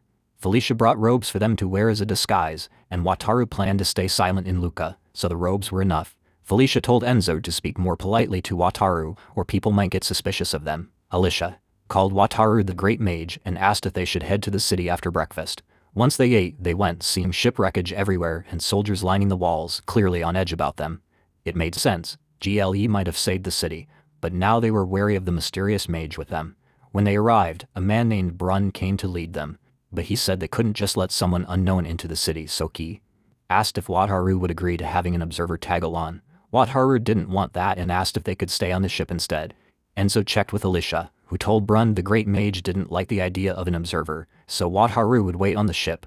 Brun was shocked, worried about the Empire attacking again, but Alicia glanced at Wataru and said it'd be fine. They went into the city without Wataru and the girls, and the streets looked mostly untouched. The Lord Justin Duca was told that Gisola's members had arrived and wanted to praise them for their amazing win against the Imperial fleet. Usually he'd give them all rewards in the audience room, but Ward changed things. Alicia thanked Justin for his kind words, and he asked if they could tell the Great Mage who helped them win to come forward. Alicia didn't expect him to bring up Wataru so soon and knew she had to be careful not to reveal too much about him. Wataru didn't want to get involved in any way, so she mentioned that they had hired the Great Mage to help defend Luca or assist with an evacuation if it became necessary. She said sorry and told them that because of their agreement with him, they couldn't share any details about him. Justin asked what exactly assistance with evacuation meant, but she couldn't give an answer to that either. Then Justin wondered if they could count on the mage to work with Luca. Alicia replied that they shouldn't expect any help beyond what was in their contract. After taking a deep breath, Justin informed Alicia and the Gisola members that the Brazic Kingdom was in serious trouble right now. He asked them to pass a message to the Great Mage, requesting his help. He explained that Luca wasn't the only place under attack. The royal capital of the Brazil Kingdom was also surrounded by imperial forces. Once their discussion with Lord Justin ended, Alicia and Dorotha got ready to go back to the ship and deliver the Marca's message, while Claretta, Irma, Kara, and Marina made sure their families were safe. Wataru couldn't hide how shocked and worried he felt about the news. Alicia shared that Fort Lorne, a key fortress protecting the Brazil Kingdom, had fallen because Count Dupi and Count Juma betrayed them. Everything was a mess, and no backup could reach Luca. Luca was managing to hold out, but the Brazil Kingdom was struggling overall, which put Luca in danger too. Alicia said there wasn't much more he could do, and she added that Marcus Duca had two requests. First, keep the port safe so it wouldn't have to close again, and second, get food for Luca's citizens. Wataru didn't mind helping with food supplies, but keeping the port open sounded like a long job that might pull him fully into the war, which he didn't want, so he suggested just evacuating their family and friends instead. Alicia and Dorotha were strongly against this idea. Wataru expected their reaction and said that if they told him where to find the food Luca needed, he could arrange it. He used the ferry to move it, so that part wasn't an issue. Alicia pointed out that for defending the port he could simply lend his ship, and they'd handle fighting off any imperial soldiers, but that would mean Gisola taking all the glory in the battle. If she took all the credit and rewards, the military might resent her. Wataru suggested finding a way for Luca's people to defend the port themselves instead. Alicia appreciated his suggestion and called him a great mage. Even though Wataru didn't like being called a mage, Alicia said they should get used to it to avoid slipping up and saying his real name in public. Enso joked with him to act more confident. Meanwhile, the Rotha revealed Wataru's reward, 10 platinum coins. Wataru was surprised by the amount and asked if it was too much, but Dorotha explained they turned down a court rank and land so it was fair. Suddenly, Wataru got an idea and asked if the Marcus was rich. Wataru said he'd disguise the SS Fortress as a Wataru ship and rent it to Luca for a price. They'd get suspicious if they saw all its features, so he'd hide those with his skills. He wanted to use it to transport food and asked for 120 platinum coins. Hearing this huge sum, the Lord and his servants were stunned. Alicia explained that the great mage promised to lend them a big ship and put up a strong barrier around it for that price, but only he could control it. Even if the ship couldn't move, parking it at the port's entrance with soldiers and long-range weapons would turn it into a tough fortress. The Lord said it was a lot of money. Alicia remembered Wataru mentioning the price because he wanted to buy another ferry for food transport. It wasn't like him to make such a big demand, so she was eager to see how the Lord would respond. His servant said that even if they paid this suspicious figure, it'd still be a risk. A secretive mage who refused to share his name would grab the money and disappear, a possibility Lord Justin knew all too well. However, if Luca lost any funds here, the enemy would likely snatch them up, so he chose to gather 120 coins. He instructed Dumont to collect the cash, list the food supplies, and note down a few soldiers, weapons, and adventurers to join the Great Mage's ship. After the girls departed, Lord Justin pondered his choice, wondering if giving away the money so easily was a misstep, though the days of just holding on had shifted. With the Empire closing in by land and sea, everything had changed, leaving Lord Justin no option but to take a risk with Gisola and this mysterious mage. He had to trust that his restless nights might soon end. That evening, sleep escaped him due to his concerns, but by morning, a knock at his door brought news of a massive ship spotted at the port entrance. He rushed to see it, joined by not just himself, but the entire town, all eager to witness the spectacle. Everyone marveled at the ship's enormous size. In the following chapter, Wataru returned after docking the SS Fortress at the port. Dorotha greeted him with drinks and snacks to unwind. Wataru thanked her, mentioning he'd positioned the ship near the port's entrance, but could adjust it before they set off for food supplies. He asked her to confirm with the Marquis, then started making 500 boarding tickets, enough for now, ensuring anyone with a ticket could board the great ship.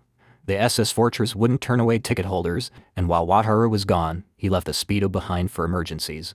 These tickets also granted access to the Speedo, allowing families to escape if trouble arose. Later, Alicia and Wataru discussed their next steps. First, she traveled to the nearby port town Morris in the Thessaloniki Kingdom to purchase food from the Gafo Company, which had agreed to prepare the goods. Then Gisola would divide into two groups, one staying in Lucca, the other escorting the Great Mage. One team would remain in Lucca to liaise with the Marquis and protect the city if needed, while the other would travel with the Great Mage to Oris as both guards and representatives of the Marquis. They planned to leave that evening, so Alicia visited her family. Enzo and Felicia asked what they should do while waiting for the group's return. Wataru told them to relax and enjoy themselves as he planned to decide which ship to buy with the 120 platinum coins from the Marquis. Felicia wondered if he meant another ferry. Wataru explained they'd be moving supplies, so a cargo ship could work, though he liked the idea of ships with shops and restaurants for fun. He recalled that for simple transport, they could use the rubber raft like Pepper did before, saving the 120 platinum coins for a luxury liner. Wataru asked Felicia if the small boat magically unloading tons of supplies would draw less attention. She replied that his mysterious magic already made him noticeable, and people might see it as a threat.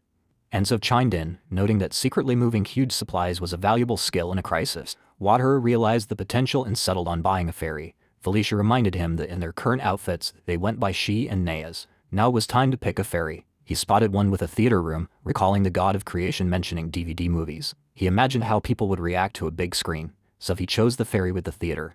Gisolason returned from visiting their families, all in high spirits. Alicia shared that the Marquis was thrilled with the SS Fortress, having already loaded it with soldiers and supplies. Wataru was pleased to hear this and asked about the war. There had been no moves from the Empire yet, but he pressed for details. Alicia relayed what they'd learned so far. The Empire aimed to weaken Lucca by starving it, valuing the city for its crucial port, which they wanted to control.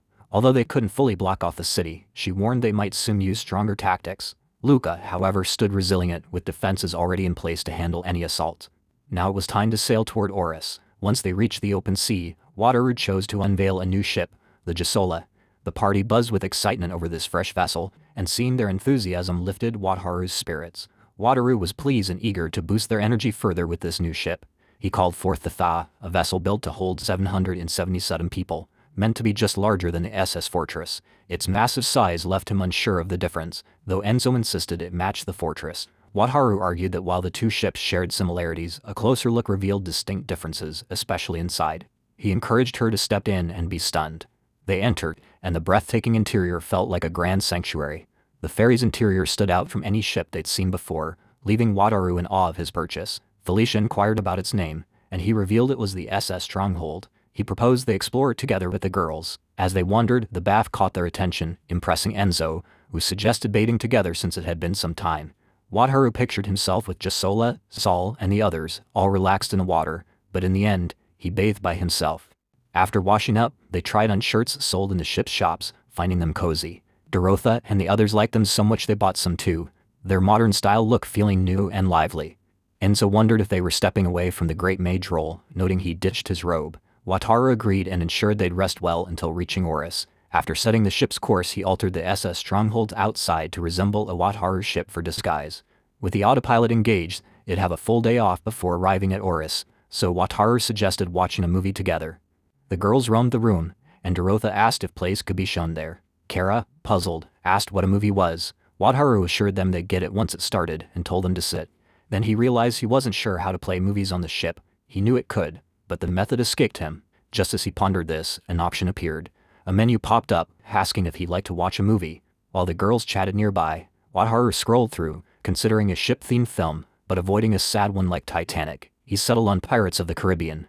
As it began, the girls marveled at the moving ships on the screen, no magic involved. Wataru admitted he couldn't fully explain it but likened it to a recorded play. Kara thought the figures were spirits, but Wataru clarified they weren't real. They watched the movie intently, and Wataru checked with Rima, who was enjoying it too. Wataru felt glad they liked his choice, settling into a massage chair to unwind. Eating tasty food, sipping fine juice, and enjoying a favorite film felt wonderful after the stress of war and posing as a cryptic mage. Suddenly, Rima wanted a turn on the chair. Massaging a slime seemed odd, but Wataru let him try. He indulged Rima's wish, switching on the chair, and Rima wiggled wildly but seemed to love it, so Wataru let him be.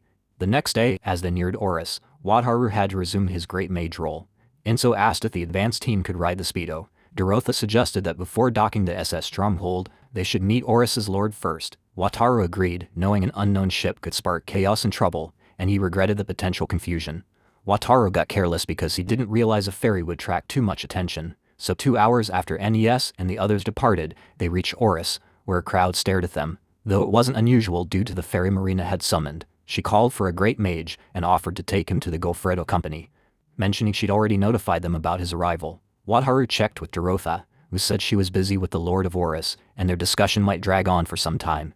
Wataru then chose to handle the food supply talks himself. Hasaru, the head of the Goffredo company, welcomed Wataru nervously, but did his best to stay composed, unsure what would happen if anyone found out he wasn't a mage, just a low-ranking F-rank merchant. He promised not to disclose who he was, presenting a letter in payment from the Marquis. From Misaro's response, Wataru couldn't tell if he seemed rude, odd, or overly courteous, but it turned out Azaro was struck by his good manners.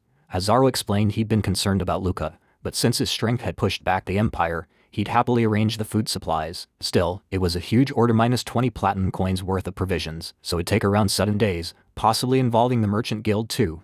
Luca's situation was tense, with no clue when the Empire might strike again, and everyone was eager to head back fast. They crafted a tale that this mage was extremely full of himself, so he could act that way. Wataru figured it'd be fine to push harder, saying 7 days wouldn't do, even though the president seemed decent. He ended up shouting at the man to load his ship completely in just 3 days. Back at the Speedo, everyone felt exhausted, but Enzo complimented his performance. Marina checked on Dorotha, who said the Lord of Oris was very willing to help Luca, but was overly curious about the stronghold, making it tough for her to slip away. Wataru wondered if they could expect military backup. Dorotha replied that the Thessaloniki kingdom and their country weren't enemies, so aid was possible, though uncertain for now. She'd be glad if troops came, but from the nation's viewpoint, it wasn't that easy. The next day, workers started loading the food supplies they'd secured. Some wanted to peek inside the ferry but couldn't enter without tickets. Wataru observed from afar and was impressed. He marveled at how the ship's parking deck was gradually packed with goods, and though the ferry stunned the workers, they kept working hard. At that rate, they might leave in 3 days. Still, he wished he could offload some pepper in this new city. Rina told Wataru some people had scaled the ship's sides to sneak aboard, wanting to explore inside, but they blocked off most areas, so they stayed on deck. They weren't stopped by refusals to board, suggesting they had tickets and were workers. Felicia thought they might be Empire spies, but Dorotha guessed they were sent by the Lord of Oris, who was fascinated by the Great Mage, and the ferry getting tickets would be simple for him. Rina asked if they should chase them off, but Wataru said no one could get hurt on the ship, so it wasn't risky, though it'd be a hassle if they spotted anything. Seeing stuff from his world would be bad, so kicking them out was smartest. On day 2, Marina told Wataru the trespassers had grown to 10. He'd only given out 60 tickets, and 10 were sneaking in. Enzo asked what to do, and Wataru said constantly shooing them was too much effort, so he'd let them stay for now. Once the supplies were loaded, he'd void all 60 tickets, forcing everyone off the ferry. Enzo wondered what forcefully removed meant, but Wataru wasn't sure himself. They had gathered all the food supplies by the 3rd day and were ready to return to Luca, which also meant they had to deal with the stowaways. Marina and Enzo were curious about what to do next, noticing 2 people hiding as they discussed the situation. They could see the stowaways clearly from his chart, so he canceled their tickets. The group took off quickly, leaving Wataru uncertain if the stowaways were still alive. Marina reassured him that they were fine and with the others. Eventually, they succeeded in getting rid of the stowaways while keeping the food supplies intact and set off for Luca. Wataru worked on setting the autopilot and saw on his map that the Speedo he'd left at Luca was on the move. It had left the harbor and was racing at full speed, likely with Alicia's group, suggesting the Empire was advancing. If Alicia and her team were using Speedos, it could mean the Imperial Army had launched an attack. Wataru pointed out that with Speedo number 2, they could reach Luca by evening, and checked if everyone was on board with the plan. Hirotha supported Wataru's idea and offered him the Speedo to use. They arrived at Luca a few hours earlier, where Alicia and the girls were on edge due to another attack from the Imperial Army. A soldier reported seeing 2 big magic ships and 5 medium ones from the Imperial Navy, along with news of more ships heading toward Luca.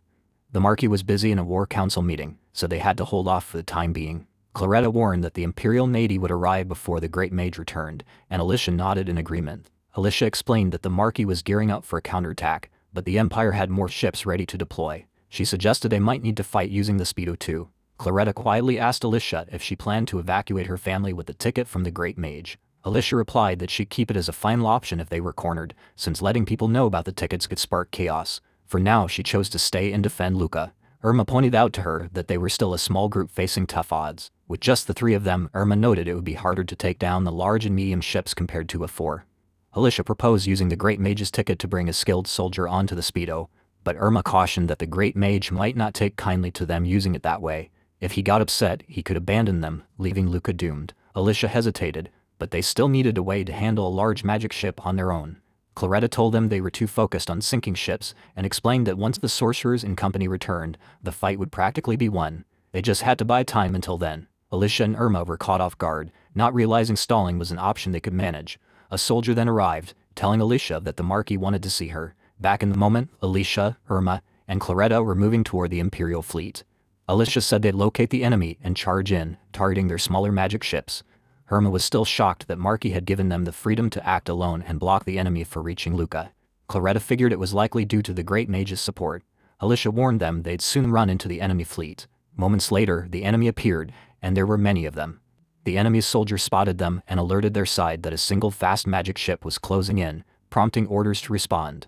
Irma, Alicia, and Claretta launched a fierce attack on their enemies all at once, putting in every bit of effort they had. Alicia pointed out that the foes seemed much more hostile this time around. Claretta mentioned that it was daytime, making it easier to spot them clearly. They succeeded in destroying most of the smaller magical boats, though Irma started feeling exhausted. Alicia encouraged them to keep pushing forward just a little more. Out of nowhere, a massive unknown force ripped the biggest magical ship apart, causing the girls to flee in confusion, desperate to figure out what had just happened. Irma believed the powerful strike came from one of the Empire's huge ships. Alicia wondered if Claretta thought it might be light magic, but Claretta replied she'd never encountered or learned of such a thing. She suggested it could be a rare gift, a divine ability granted to certain individuals. Irma was stunned, noting it reminded her of the Great Mage's ability to summon ships. Alicia realized they'd faced no issues with magic or monster assaults until now, but this ship might resist special powers. Irma remained unsure about the strange phenomenon. The intense light puzzled Irma, yet she sensed its incredible strength, so she proposed returning to Luca to report it. As they escaped, the onlookers cheered and praised Tonino. Tonino, full of pride, boasted about his unique laser beam skill, claiming it could cut through anything. Back in Luca, Alicia discovered details about this laser beam. The Lord explained it was a special ability that had demolished the Navy headquarters. Dumont agreed, confirming this fearsome beam of light was undeniably powerful. This beam could slice through thick stone walls effortlessly, though it apparently couldn't be used repeatedly. Yet it remained a daunting skill. Lord Justin decided they needed someone skilled in barriers and immediately called for a war meeting, requesting Gas to join. After leaving the Lord's chamber, Alicia sighed, feeling more worn out from dealing with leaders than from combat. Irma asked how the talk went and what their next steps were when the Empire's fleet returned. Alicia explained they'd station a barrier expert. This barrier specialist would guard the harbor, while Luca's navy hid behind the fortress, waiting for the Empire's move. They were the strike team tasked with targeting the large magical ships once battle began, though Claretta warned it'd be tough with only the three of them. Unexpectedly, Dorotha, Marina, and Kara showed up. Alicia asked if they'd secured the food supplies and if the Great Mage was back. Dorotha said the mage was still traveling, and Kara noted he'd seen odd activity in Luca. That's why they hurried back ahead of the ferry, which was due with supplies at night. Alicia felt uneasy about the timing since the Imperial fleet was closing in on Luca now, and though they tried to stall, the enemy would likely arrive at night too, just like the supplies. Dorotha had predicted this clash and said they were racing against the speedy enemy, meaning the ferry might cross paths with the Empire. Dorotha encouraged them to warn the Great Mage. Claretta questioned if she was certain given their recent return. Dorotha, energized from eating plenty on the ferry, assured them she was ready. Irma added there was something else she wanted Dorotha to tell the Great Mage. This mage was napping on his ferry, intending a brief rest that turned into a long sleep with Enzo, taking it easy until now. As he sipped his drink, preparing to head to Luca, he spotted the speedy enemy approaching. When Dorotha reached him, he asked what was wrong. She informed him of new events unfolding in Luca. They sat down, and she warned him they might run into the Imperial fleet if they kept their current pace. She explained the SS stronghold would probably hit the Empire's rear even if they raced back to Luca, but he couldn't fight alone. He wondered if Luca's leaders would be upset if he stayed put until the battle ended. Dorotha replied it was the smartest choice to protect the supplies. They agreed to follow that strategy. Wataru and the others assumed their SS fortress and accompanying ships would ensure victory, but Dorotha felt uneasy about the situation. She warned that someone from the Empire could wield a rare laser beam skill, which stunned Wataru. He suspected this might be a trick orchestrated by the god of creation, though he recalled the god saying only another deity could bypass the ship's defenses to board it, so it should remain secure. Hearing this, Dorotha relaxed a bit and decided she'd pass the information along to Alizia and the rest of the group. Enzo grumbled about wanting to join the battle when Dorotha left, and though Wataru sympathized with her, he had no desire to get near the combat himself. If possible, he'd leave it all to the Lucas soldiers, though the laser beam worried him slightly. He chose to trust the god of creation's words and focused on tracking the ship's positions instead. While doing so, he saw the Speedo wasn't moving, and Felicia suggested the Empire might be holding off until daylight since fighting at night was tricky, which turned out to be exactly right. Come morning, the enemy advanced, and Lucas' soldiers signaled everyone to wait for the perfect moment to strike. Tonino spotted the massive ship people talked about but wasn't fazed by its huge shield, confident his unique skill would prevail. Yet when he unleashed his laser beam, it didn't even mark the ship's surface, thrilling the soldiers and Alicia. Now was their chance to hit back, aiming for the big magic ship leading the enemy line, while Tonino struggled to accept what was happening. The girls jumped onto the Speedo and began their assault on the enemy vessel, with Wataru letting them know the fight had started. Enzo, Felicia, Wataru, and even Rima watched closely, and Enzo stayed calm, trusting in Wataru's ship's strength. Wataru understood this too but couldn't shake his nerves. Tonino encouraged his crew to keep steady, pointing out their ship's barrier that kept it afloat. though the girls knew a single strike wouldn't shatter it. Irma called out to keep pushing forward. Alicia was told to try again, but then Tonino's laser beam flashed once more, as he raged and seemed determined to sink them first. Still, the small Speedo held up unscathed, leaving Tonino stunned as the girls pressed their attack and sank his ship. They shifted to the next target, and the enemy, realizing the giant ship couldn't be sunk, tried circling it to reach the port. But as they moved ahead, Luca's soldiers greeted them with a barrage of fire, taking down many foes after a fierce clash. After 2 hours, Luca emerged as the clear winner of the fight, and Felicia saw the Speedos heading back to port. Wataru finally felt at ease, and Lord Justin, in high spirits, thanked everyone for their hard work, giving special credit to Captain Dumont for guiding the troops. He also didn't overlook Gisola's standout efforts in the battle, while others commended Alicia and even offered her a spot among the knights. She politely turned them down, crediting their success to the Great Mage, just as a bold figure stepped forward. This man aimed to recruit the Great Mage to their cause, leaving the girls confused, but Lord Justin revealed he'd already rejected that idea. The man, Jacobo, claimed it'd be easy since the mage fancied Ti, and they could use Gisola to charm him. Justin ordered him to back off, but Jacobo kept talking, forcing Justin to have soldiers escort him out. Duman apologized to Alicia for Viscount Jacobo's behavior, surprising her since his title implied some influence. That meant Jacobo had real authority, so Alicia resolved to protect the Great Mage from being used by him. Justin recalled her mentioning a supply ship arriving today, and said he'd figure out how to thank the mage properly. Alicia felt glad that Luca's top leader was reasonable. Soon, the supply ship docked, and the crowd cheered Luca's triumph. The girls unwound the bath and drinks, while Wataru told Claretta there were still things to handle. On the ferry, Claretta loved the claw machines and eagerly wanted to try them out right away. Even though Imperial soldiers were still outside the city walls, showing the war wasn't finished, people's faces looked happier. Wataru announced that since everyone had worked so hard recently, they could enjoy plenty of food and drinks today. After gathering supplies and returning to Luca a few days ago with no news from the warfront, they were relaxing on the SS Stronghold. The girls were hanging out together and taking it easy. While resting, the harbors were peaceful, and they wished the war between the Empire and the Brazic Kingdom would finally stop. As Wataru gazed at the sea, he spotted a fancy ship nearing them. He shouted to the girls and brought them outside to see the ship he'd noticed. Since it wasn't a magic ship, he figured it wasn't an enemy. Alicia agreed and said it probably belonged to the Brazic Kingdom's royal family. Wataru was stunned and wondered why they'd visit. Wataru asked why the royal family would travel to Luca. Alicia explained that a royal visiting during the war likely meant they'd heard about Wataru. Wataru's bad feelings seemed right. Kara was curious about which royal might show up. Dorotha was curious too, noting the crown prince was busy defending the capital, so it couldn't be him. It might be the second prince, who was said to care deeply about military affairs. Wataru felt certain he didn't want to meet him. Alicia suggested heading back to the city. Alicia thought they should return to the city since the Marquis might summon them, and then they'd find out who arrived. She also promised to inform the Great Mage once they knew more. Wataru sensed trouble brewing, which he disliked. He wanted no ties with royalty and planned to keep it that way. As predicted, Alicia and Dorotha were called by the Lord. They didn't know why yet, but it had to link to the royal ship. Dorotha said they didn't want royal trouble. Dorotha worried about injuring the royal family but stressed that the Great Mage's support mattered more to them. She advised going in with a focus on their deal with him and letting Alicia handle it. When they got there, a knight told them to come in. The girls entered and Alicia knelt first, presenting herself as the leader of the Gisola Adventurer Party. The knight introduced the second prince of the Brazic Kingdom, Royal Highness Arnold. Arnold told her to stand and answer his questions. The knight then asked her to speak. As expected, they asked about the mage. Alicia began by saying sorry, explaining that the Great Mage disliked attention. Because of their contract, they couldn't share details about him. The knight looked angry, upset by the Great Mage's response to them and the messenger sent to his huge ship. He demanded Alicia summon him there. Alicia was confused about why the knight was mad at her but said she could relay their message, though getting him to come was unlikely. The irritating Viscount Nekobo was present too and told Alicia she should charm the mage and bring him there if she cared about the kingdom. He bragged about being a loyal noble who'd reported the giant ship to his highness right away. The girls grew more annoyed with him, realizing he caused this mess. He was too confident now with a strong ally. The soldier again ordered Alicia to tell the mage to come. Prince Arnold was clearly involved in this demand.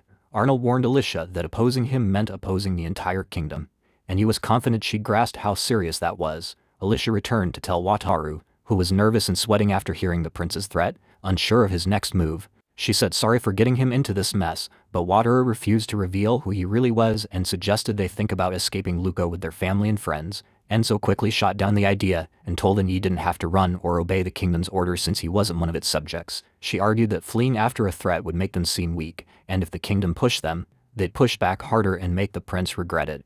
Wataru wasn't convinced, but Enzo pointed out that his power was now known across borders due to the war, and soon everyone would be digging into who he was. Wataru agreed that returning to the southern city might lead to trouble. Enzo explained that if rumors spread about him being the mage and dangerous when provoked, people would hesitate to challenge him. It was a bold idea, and Wataru wasn't fully on board since it was so extreme. Enzo despised those who relied only on their status and wanted to lead the prince in his night stunned. Wataru wondered if the prince would actually fear a threat from someone like him.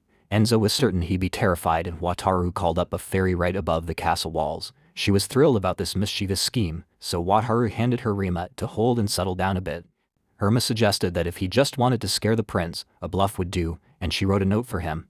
It said the prince of a crumbling nation wanted to fight him, confirming his suspicions, and if death was what he sought, he'd happily provide it. Wataru was stunned by her words and couldn't believe she expected him to send it. Wataru asked if they were sure the note was safe to send, and Felicia reviewed it, saying it was a bit much but made him sound incredibly strong. Wataru wasn't certain how to handle a reply like, "I dare you."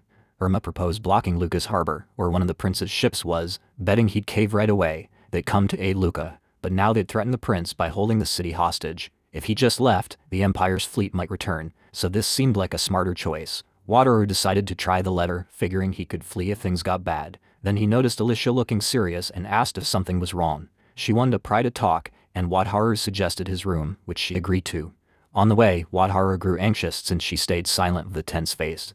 Her serious demeanor kept Wataru wondering what was up as they reached his room. He offered her a drink, but he was shocked when she bowed and apologized. Flustered, he told her to stand up, unsure why she felt the need to say sorry so suddenly. Alicia explained it was for pulling him into the war, knowing he hated the spotlight, yet she used his kindness anyway. Because of her, he was now clashing with the royal family. Wataru understood she blamed herself for the prince's situation, but he felt it wasn't his kindness being used, it was his own silly hesitance on Gisola that got him involved. When Alicia apologized again, he reassured her it was okay, and that he'd wanted to help, but he added that the original payment they'd settled on wasn't enough anymore, so she asked what else they could offer.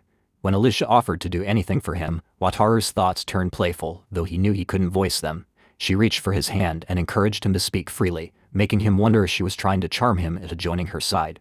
Unsure if he should share his desires, he hesitantly admitted he'd imagined something bold to request. Alicia's lack of reaction left Wataru mortified, so he quickly asked her to leave the room. Flustered, Wataru told Alicia to pretend he never spoke, feeling hesitant despite arriving in a new world with a weak skill.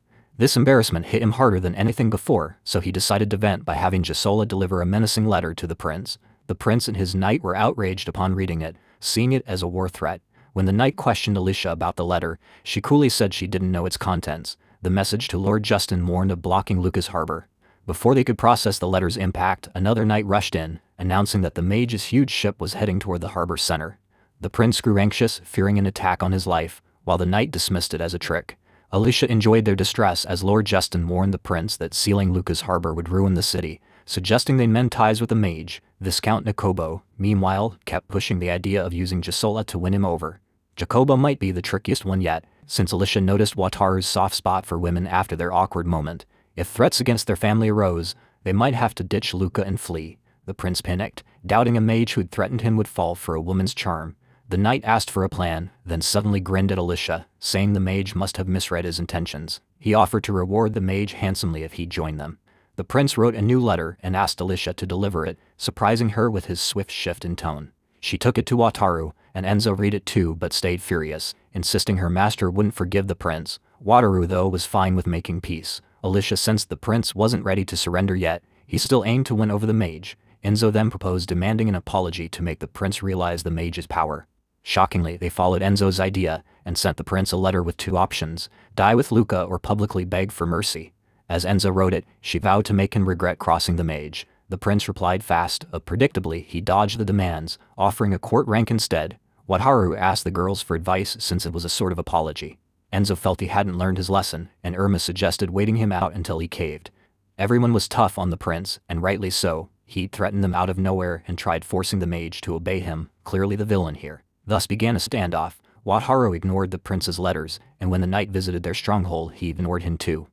The knight started loud and proud but soon quieted down, eventually stopping his visits altogether.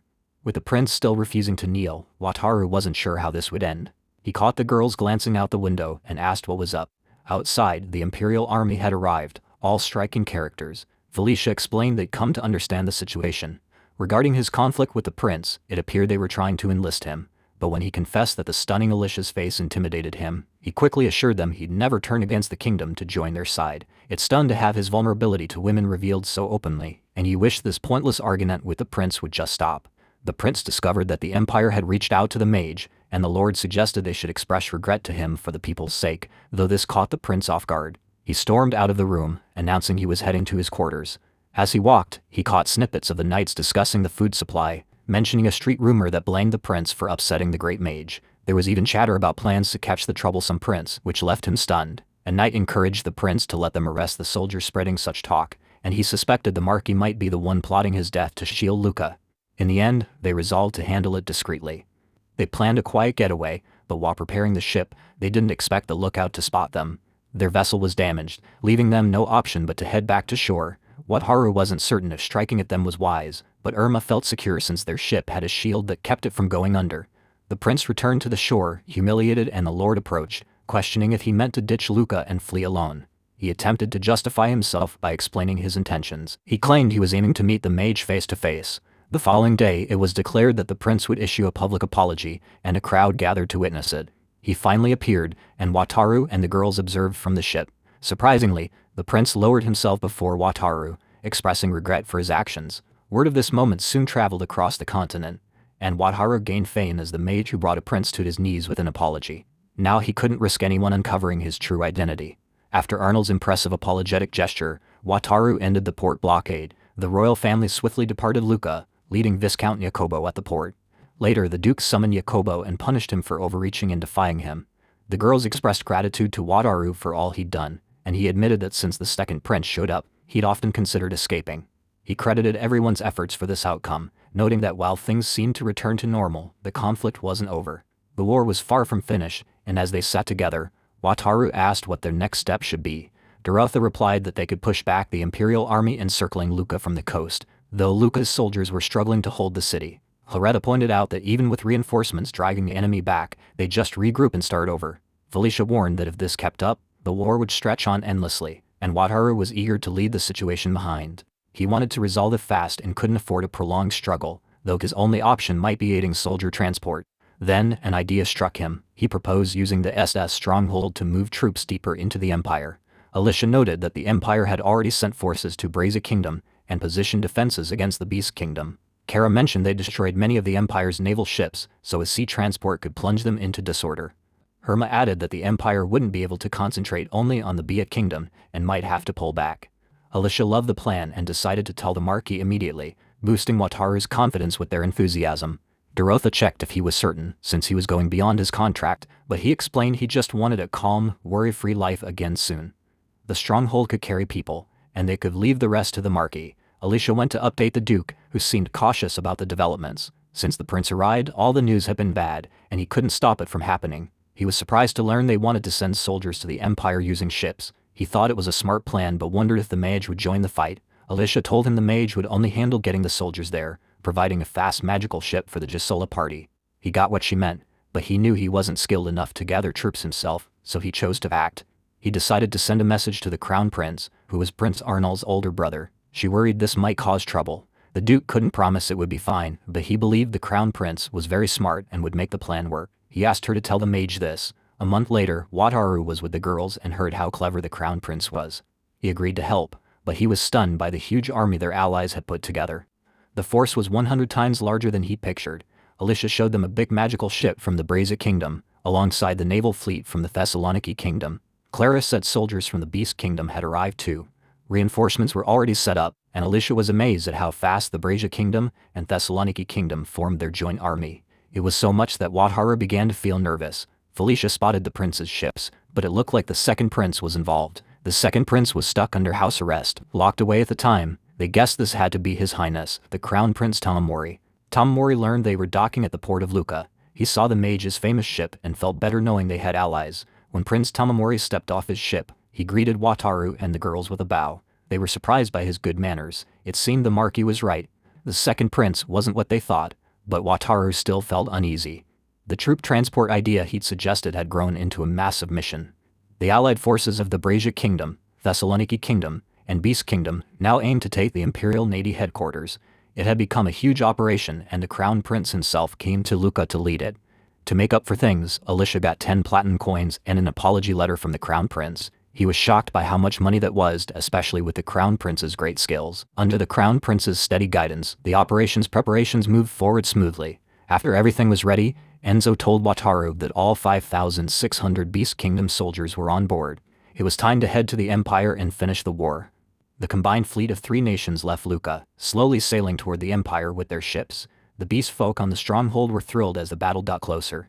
Wataru stayed on the bridge most of the time to keep to himself. He avoided the beast folk since the ship's skill hid the restaurants and shops. He reached for instant noodles and DVDs to unwind during the trip. After 21 days at sea, the Allied fleet reached the Imperial Navy headquarters. As expected, the Imperial ships were lined up and ready for them. Lucca had been a mess while preparing for the trip, so Wataru thought the Empire might have heard about it. There were far more ships on their side than he'd expected. But Alicia pointed at one ship and spoke up. It must have been a noble's luxury ship, Wataru thought, since the other magic-powered vessels were just as eye-catching. This suggested the Imperial Navy had run out of proper warships and had to borrow from nobles and royals, a sign their fleet was close to falling apart. If that was true, Wataru figured this could be the last naval clash. He wondered aloud if they should join the fight using the speedboats, and Alicia nodded in agreement. They jumped into the battle, with the Crown Prince commanding all ships to charge at full speed. While the fight raged on, Wataru stayed inside. Outside, a fierce battle unfolded, but dwelling on it too much would drain him, so Wataru chose to watch a DVD to unwind. Despite his efforts, he couldn't shake his concern about the chaos beyond the walls. Then he heard footsteps. Enzo walked in. He asked if the fight was done, and she told him it was a hesitating win. The enemy was now planning to strike the base, so they needed the Beast Kingdom soldiers to land and prepare for a ground fight. Wataru couldn't focus on his DVD at all and just wished for it to end. 3 days later, the Beast Kingdom's troops had seized the Imperial Navy base, thanks to their hard work. Gisola, who claimed all the glory from the sea battle, didn't join the land effort. Wataru thanked everyone for their dedication and asked if anything was wrong. Alicia reassured him that all was well and thanked him in return. Wataru suggested they have tea together in the room. As they sipped their drinks, Alicia and Wataru chatted. He asked about the Allied forces' next move, and she explained their plans. The Crown Prince aimed to turn this base into the Alliance's main stronghold, Alicia said. They'd asked Wataru to move the wounded and bring 10,000 more soldiers. There was also a victory party planned for that night, and they hoped he'd attend. Wataru said he couldn't make it, which didn't shock her. She mentioned the Crown Prince had expected his refusal anyway and handed over an elegant box for Wataru. Given his role, he couldn't brush off the Crown Prince's needs, so he agreed to handle the task. For the next month, Wataru took charge of moving the wounded and soldiers. The Allied base grew stronger each day with more troops and magic-powered ships. During this period, the Allied fleet hammered the Empire's coastline, reportedly sinking most of its warships and wrecking its ports, which could shift the war's direction. Felicia asked if he'd met the Crown Prince's demands, and Wataru confirmed they completed everything required. Now it was time to move on. They set off back to Lucca, and on the ship, Wataru started enjoying. The past few months had been a blur since the Crown Prince showed up, but now he could finally take it easy. It had been ages since he'd had a calm moment like this, and the girls seemed to enjoy it too. Wataru hoped the war would wrap with soon so they could buy that fancy cruise liner they'd been eyeing. A week later, as they neared Lucca, he spotted Marina while walking. She told him Lucca was in bad shape. Stepping outside, Wataru asked what was happening. The girls pointed toward Lucca, and when he looked he saw a crowd cheering and waiting for them. Wataru wondered if it might be a festival. The girls thought so too. People greeted Wataru and Gisola, explaining that Lucca had been fully freed from the Imperial army at last. Hearing this, everyone embraced, tears of joy in their eyes. With the war's end confirmed, Lucca's people were noticeably happier, and Elijah stood out in the moment. Elijah was the first to catch that the Duke had summoned the group again. He told them their success with the combined fleet was widely recognized. He thanked them and shared his deep gratitude. Elijah thanked him back, noting they'd leaned heavily on the Mag's power, which was the Duke's biggest triumph. He asked Duman to update the girls on things. Duman explained that the Imperial army had encircled Lucca, but after the Mag's second troop drop, they pulled back right away. They chased them on horseback and discovered that the Imperial army had teamed up with a big group along the route. This big group appeared to be the one attacking the royal capital. The Imperial army kept pulling back until they reached the Rukan fortress, where they were now strengthening their defenses. Eliza thought the royal capital might have been freed too, and Dumon agreed with her, adding that they were quickly sending supplies to rebuild the royal capital. From now on, the Beast Kingdom would focus on helping out. The Beast Kingdom planned to strike the Empire's border, while the BR Kingdom would probably try to recapture the Rukan fortress. Alicia felt relieved that Lucca wouldn't face danger again. The Duke mentioned it would be comforting if the fortress ship stayed, so he asked her to talk to the mage about keeping it. She expected this request but knew Wataru wouldn't agree, so she explained that the mage wanted his ship back soon. Meanwhile, Wataru's ship was surrounded by people. Crowds gathered around Wataru's ship, begging to come aboard. He understood they wanted a ship but was curious why they weren't scared of him. Kara told him he'd become well-liked in the city, and Claretta listed all the good things he'd done for the people. Dorotha arrived and said the preparations to return the ferry ship would be ready by tomorrow, asking for a bit more patience. Wataru wondered what their next step should be. Once they got the ferry ship back, they'd sail to the open sea and head south. When they neared the southern city, they'd switch to a smaller ship after dropping everyone off. He intended to leave the city in about a month. Alicia asked if it was fine to say Wataru introduced her if someone in the southern city asked about his other identity. Wataru said the mage had gotten so famous that he might face questions too, but he'd say he met the mage on his travels and introduced them to Gisola. Alicia apologized for the trouble she caused, but Wataru told her not to worry and said he'd handle it. He'd say he bought some pepper again and earned a lot of money. For now, he told everyone to relax and enjoy a calm trip to the southern city. But Alicia kept thinking about it, wondering if just paying him was enough since he'd done way more than they expected. She saw Irma and wanted to talk to her the next day. The group left Felucca, and Wataru reflected on how much had happened. His alter ego had become more famous than they thought, but they'd earned lots of platinum awards. The Marquis and the Crown Prince gave them those awards, and they were closer to getting the luxury liner, so things weren't bad. Now he was thrilled they were finally free. When it was time to say goodbye to everyone, Alicia and Wataru thanked each other for everything. He said they'd bring the promised money after returning from the southern city, but then he noticed Irma and Alicia talking. Suddenly, Alicia reached for his shoulders and gave him a warm farewell. She wasn't the only one, all the Gisola members did the same. Everyone in Gisola playful pecked Wataru to thank him, and Irma went last, making sure to tease him before they left. Wataru felt like all his hard work had paid off.